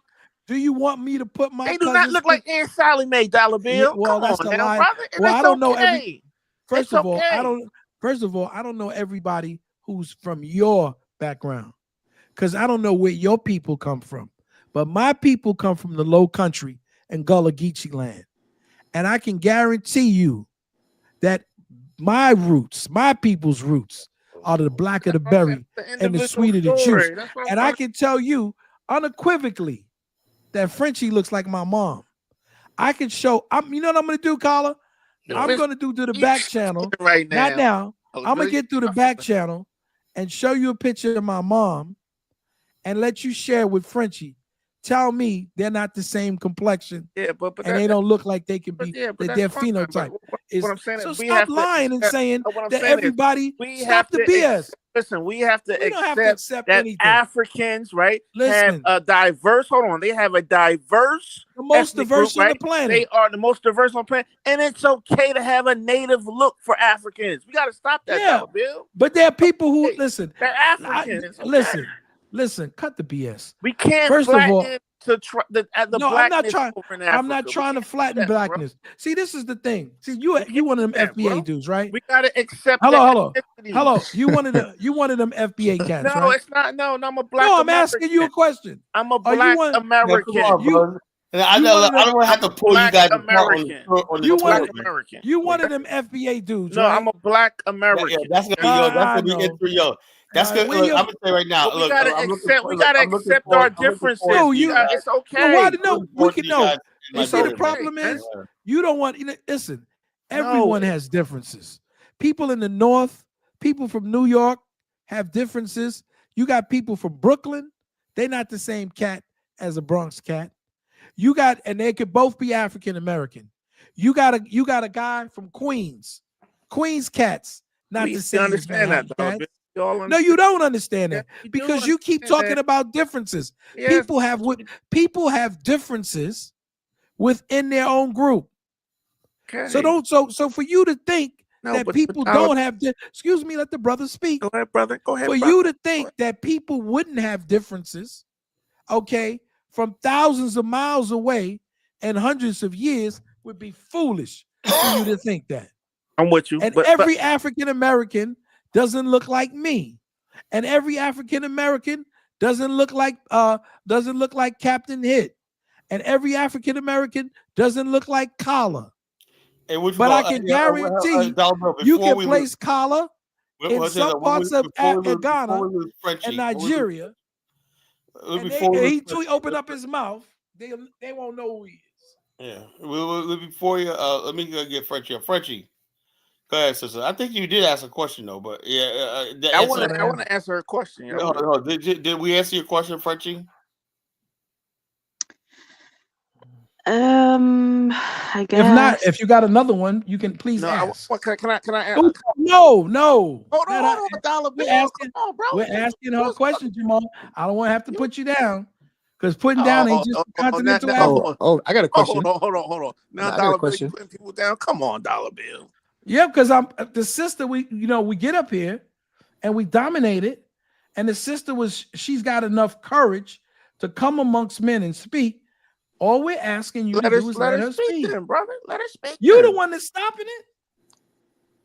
Go ahead, Frenchie. Okay, so Dollar Bill, I wanted to ask you why Africans should put their tribes in the museum. Why did you make that comment? Okay. I know people get offended when I say that. The reason I say that is because the source of so much conflict in Africa, and this is not just to Africans, because it's all over the place, right? You see the conflict that's going on now with Russia. Most conflicts are conflicts based on tribal conflicts, right? And so when I said put it, I didn't say eradicate it or destroy it. I said put it in a place like a museum where it could be studied, where people can still maintain their customs, but let it not be in the way of progress. That's what I mean. Exactly. And I know people will get offended when I say that. Okay. But it's something that needs to be done in order for Africa to promote the best people, no matter where they come from on the continent. Africa, to me, has several genius people, right? Thousands of genius people who do not get an opportunity simply based on the fact that they're not in the tribe of the majority who's running the show. And in order for that to do it, what do you put? You put culture in the museum. People go to the museum to observe culture. No, I'm talking to her. Give me a minute, sir. I want to ask her. I'm answering her questions. Let's give the sister some reverence. If she wants me to shut up, I'm going to shut up and listen to what she's got to say. Let's be patient. Please, with all due respect. That's what I meant, Frenchie. You can proceed. Well, thank you for clarifying that, because when I came in, that's what I heard, and I was slightly confused. I was like, oh, Dollar Bill is on a rampage again, insulting Africans. But now that you've clarified that, I do appreciate it, and it does make a lot of sense what you Dollar said. Bill's a good guy, you know. Yeah, I don't doubt that. He's You a know, good one. you know, Said Kyle, I've it yourself. never said to you that Dollar Bill's a bad guy. I know you say it yourself all the time. Yo, Kyle, you got a good friend with Dollar Bill. I said, yeah, he's cool. He's cool. Yeah, it's no Dollar Bill. Frenchie always talks up for you, bro. She always does. You know, She's a wonderful person. And you know something, Frenchie? Let me add this. I truly believe, and I know people will say different. I truly believe that the continental African, has a lot to teach us also. Exactly. When it comes to culture, when it and comes family, to family, Africans family and teach us family and relationships culture. with one another. Those things. Look, Dollar, let me say this right. Mhm. Look at what we got right now. No offense to anybody, whatever like that. Look, there's some people like my brother Bomani and Jamal and people like that. They just like doing what they do. Hey, look, we need brothers like that, man. You have fun too. We can all get along, right? But if your message is about the black family, right, Frenchie, shouldn't you have a black wife? That's a problem I have with Umar. He always talks about the black family, marriage, or that, but doesn't have one, you know? And he's not married. He doesn't have a woman that he committed himself to and whatnot. Now, if you want to be just a player and have fun, hey, you could do that too. You know, you're a man, you're a grown man, whatever. But what I'm saying is, in Africa, I noticed, right, the men who are important, right, are the men who has a wife, maybe a couple wives, and a lot of children. You know, and it's all right to be a man and basically because have a family, children around you and stuff like that. You're basically looked at differently if you're a man with a family or a wife with you than you are when you're by yourself. You know, that's why I said when I go to Liberia, I love being with my wife. You know, because people say, okay, this is not just any kind of man. He's just somebody who's built a relationship and he's married, whatever like that. They look at you differently. But in Black American culture, right, it's not like that anymore. You know, we're losing that idea of family and stuff like that. What's this all about? So Africans can teach us that. And also I see a lot of young guys in Africa that basically got wives, they got all the businesses. They sell that they can run a business and everything like that. And I'm like, I don't see that in Black America. You know, people who are successful in Black America tend to be much older. You know, I see when I was in Liberia, I seen guys that have their own computer repair business, 19 years old, own shop, run their own shop, a building, have his own building to himself. I'm like, whoa, man. Imagine that walking down the street, right, and you see all the shops are owned by people look like you and got and own the businesses and stuff like that. Got the stores, shops, manufacturing, like where they make what do they call where they make garments and stuff like that, all run by small scale by people who are black. I was like blown away. So Africans teach us a lot, you know, about black because it's like even Black America right now. Like I said, I went to a mechanic today, and I'm like sitting there in a mechanic shop that was black owned, and I'm sitting there like in heaven. I'm like, wow. But I'm saying to myself, that should be the norm. You know, that should be the norm. You know, black mechanic shop. And when I'm like, oh my God, black owned business, everything like that. But that should be the norm. But like I said, like Africa can teach us a lot about culture and about just socialization, trade among each other, and stuff like that. You know, so yeah, they're things that we can learn from them. You know, that's why I try to tell Elvis. He makes it seem like I'm just putting them down all the time and stuff like that. But there's a lot of stuff they need to learn. But Kyle, but can't you say that about That's how DC was. But can't you say that about any group of people though? You can learn from anybody, right? Yeah, you can learn from anybody. But Right. what I'm saying, Elvis, he basically makes it seem like I'm so against his people and whatnot. I said, look, I'm the type of person. I'm open minded. I'm very open minded, right? I'll listen to everybody' opinion and whatnot. This and that. But what you cannot do is force what you do down somebody's throat. You know, you cannot do that. You know, if you have something in your culture and whatnot that you share. That's why you have festivities and trade fairs and cultural fairs. So you have cultural exchange.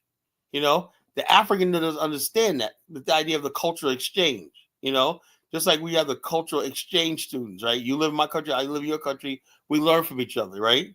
The African just like, y'all got to come over here, forget who you are.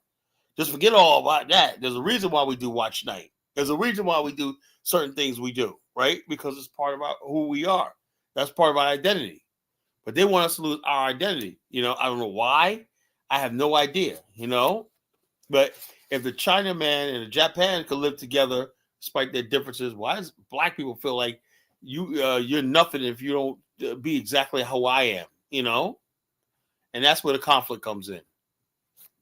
But I think I do think, not necessarily this panel, but I do hear in a lot of different circles. I think we kind of do Africa a disservice when we put it in the box of its past. Africa is a very young continent, right? 19 years old. Average age is like 19 years old, or the median age, right? Average age, right? But old ways and old ideas dominate. Hold on. I'm talking about the people, right? As you get this, as we move into forward, more Africans are going to be moving to cities, right? And I think some of the tribal stuff because we always compare Africa to its past, its traditional ways and all this. You're going to find. But they don't want to hold up. Jamal, hold on, this is why I disagree with you, right? You got my brother Ahmed right here, and you got Elvis, right? They live in the United States, and they're still talking about tribal stuff. Why is that? No. What I'm saying is Elvis is saying that in the West, right? But if you go inside those shores of that country, let's take Tanzania for example, right? You have a whole feminist movement where young women, where you said it was men, it's young women running businesses. 21 years old, feel like they can take care of the household and stuff like that. So I just hate when we put Africa in this box from this Western perspective. I know that. What I'm saying is because what I'm saying is, Colin, we never look at Africa towards the future. I know, but hold up. If that's the case, Jamal, then why is Elvis, every time we talk about Liberia, he's always bringing up the past? The Congo people, blah, blah, blah, American Liberians, it's like, damn. So if we could say, just look at Africa in the future, right? How come they don't do that? How come everything's like, oh, we were oppressed, we're victims.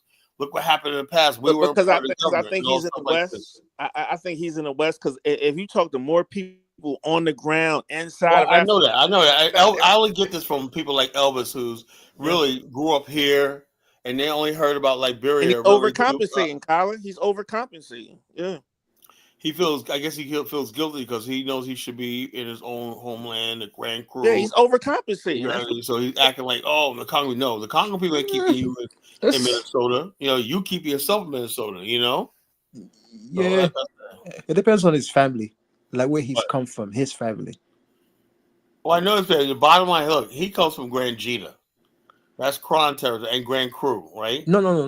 What I'm saying, like his family in Liberia, like how rich they are, like their family history of money.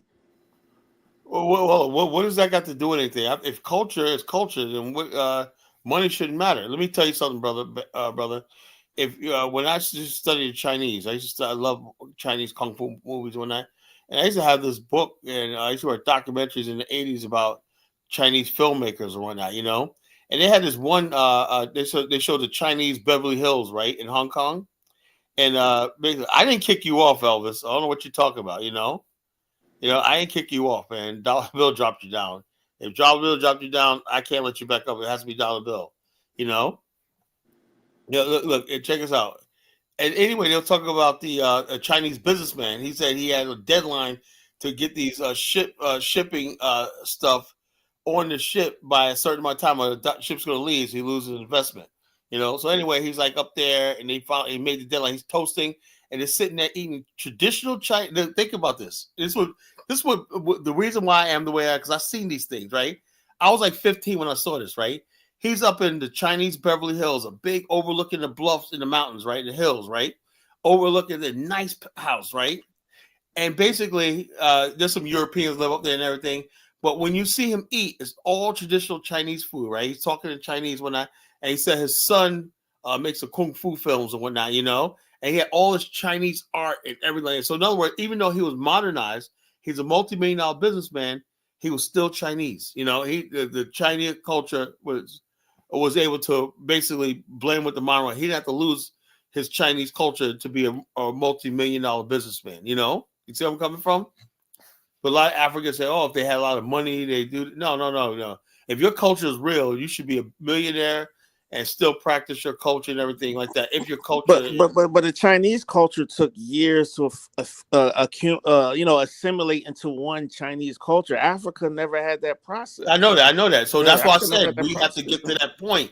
Yeah. Africans keep fighting it. You know, they keep fighting it. They want to tribalize it. I'm trying to say, the French are made up of like 20 different tribes, but they're not the Frenchmen. Yeah, the French is a relatively new thing. The Frenchmen, French is new, Italy's new. These are all new countries. Yeah. But they were once tribes and ethnic groups and religions. They didn't see themselves as Frenchmen. No, they didn't see themselves as Frenchmen. I know. So I can tell Africans, like, look, we came over there with this idea that we're gonna make everybody Liberians. You know, we didn't understand how backward and far back Africa was.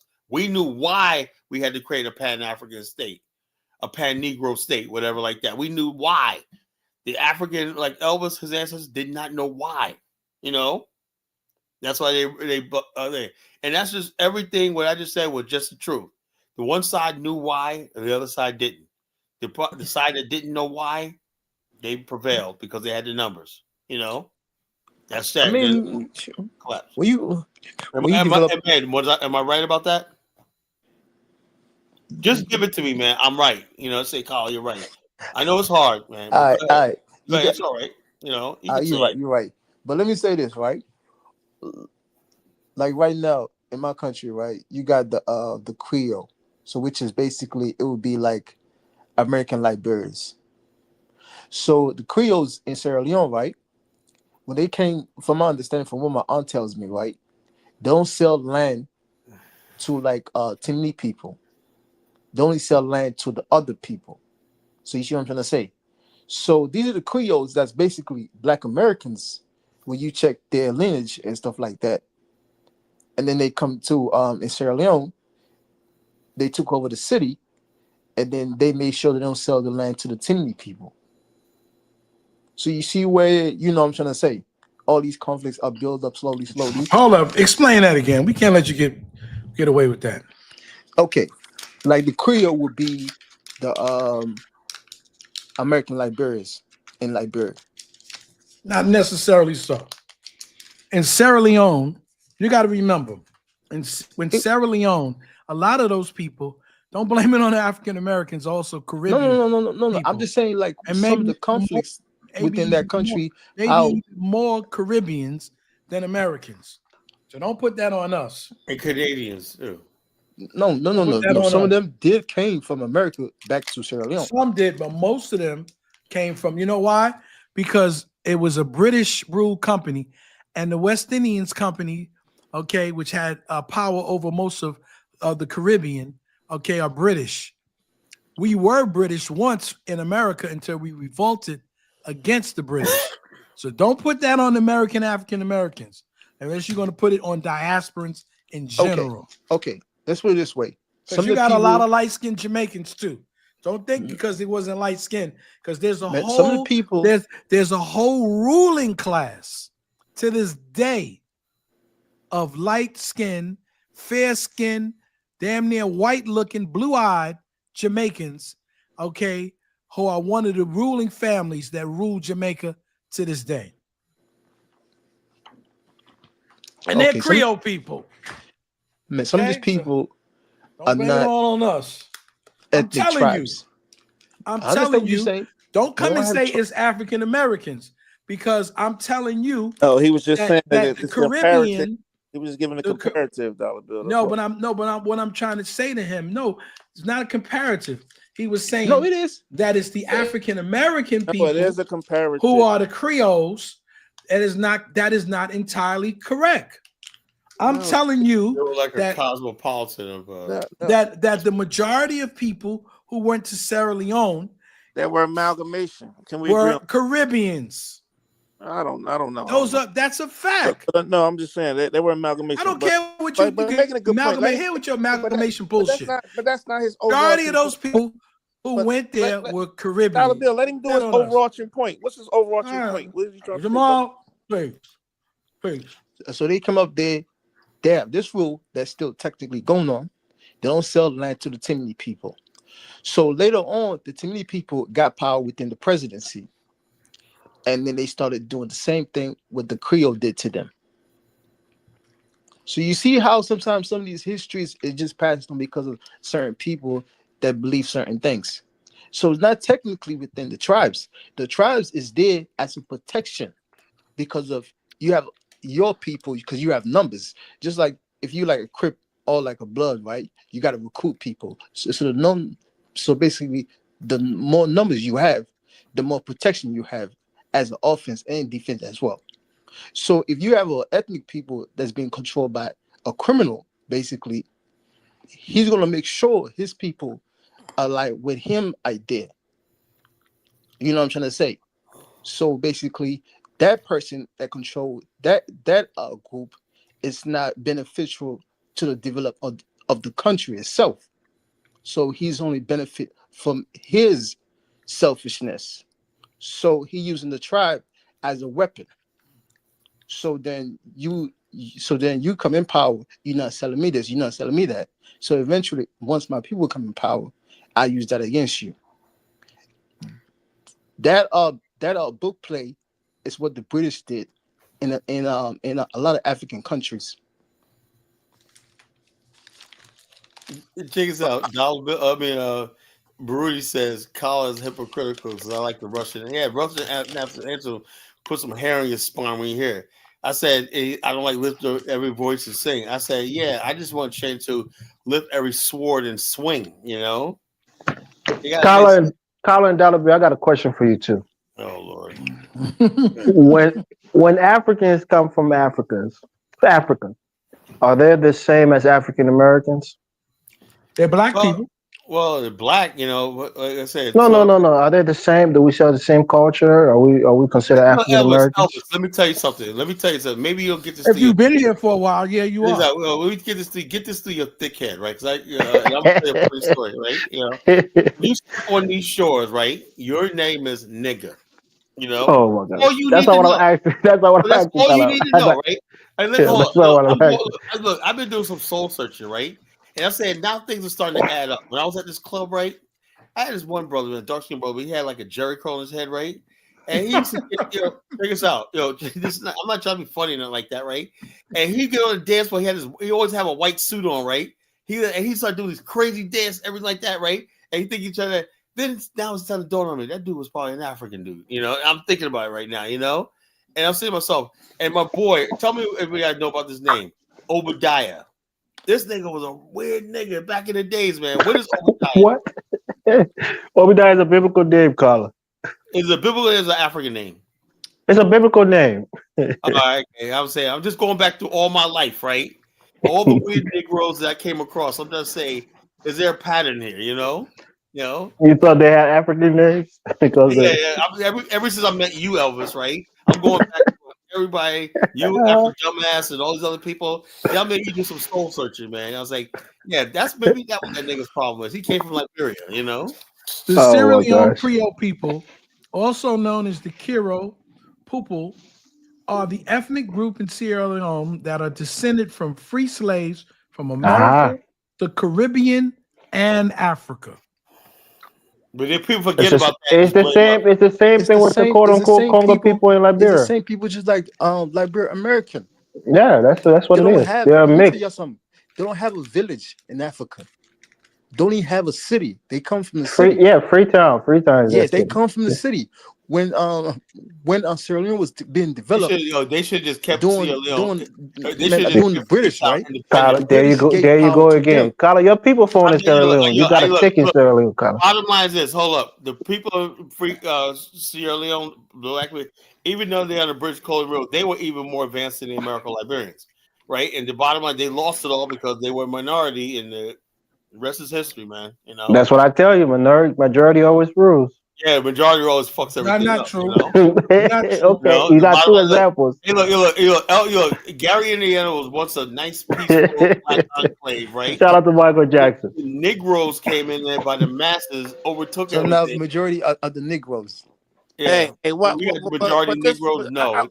Hey, listen, I hear people use this Creole point, this American Liberian counterpoint, right? No, they're similar. But They're why similar. people? Why hold on? Why They're very people similar. don't? Hold on. Listen, bro. Why people don't say that about the Fulanis, right? The Fulanis are not indigenous to West Africa, right? Yeah, they're from the Middle East. Listen, the Fulanis came. Listen, the Fulanis came West Africa, and to this day, they damn near dominate West Africa, right? They dominate Nigerian politics, Oh yeah, they parts of control West Nigeria. Africa.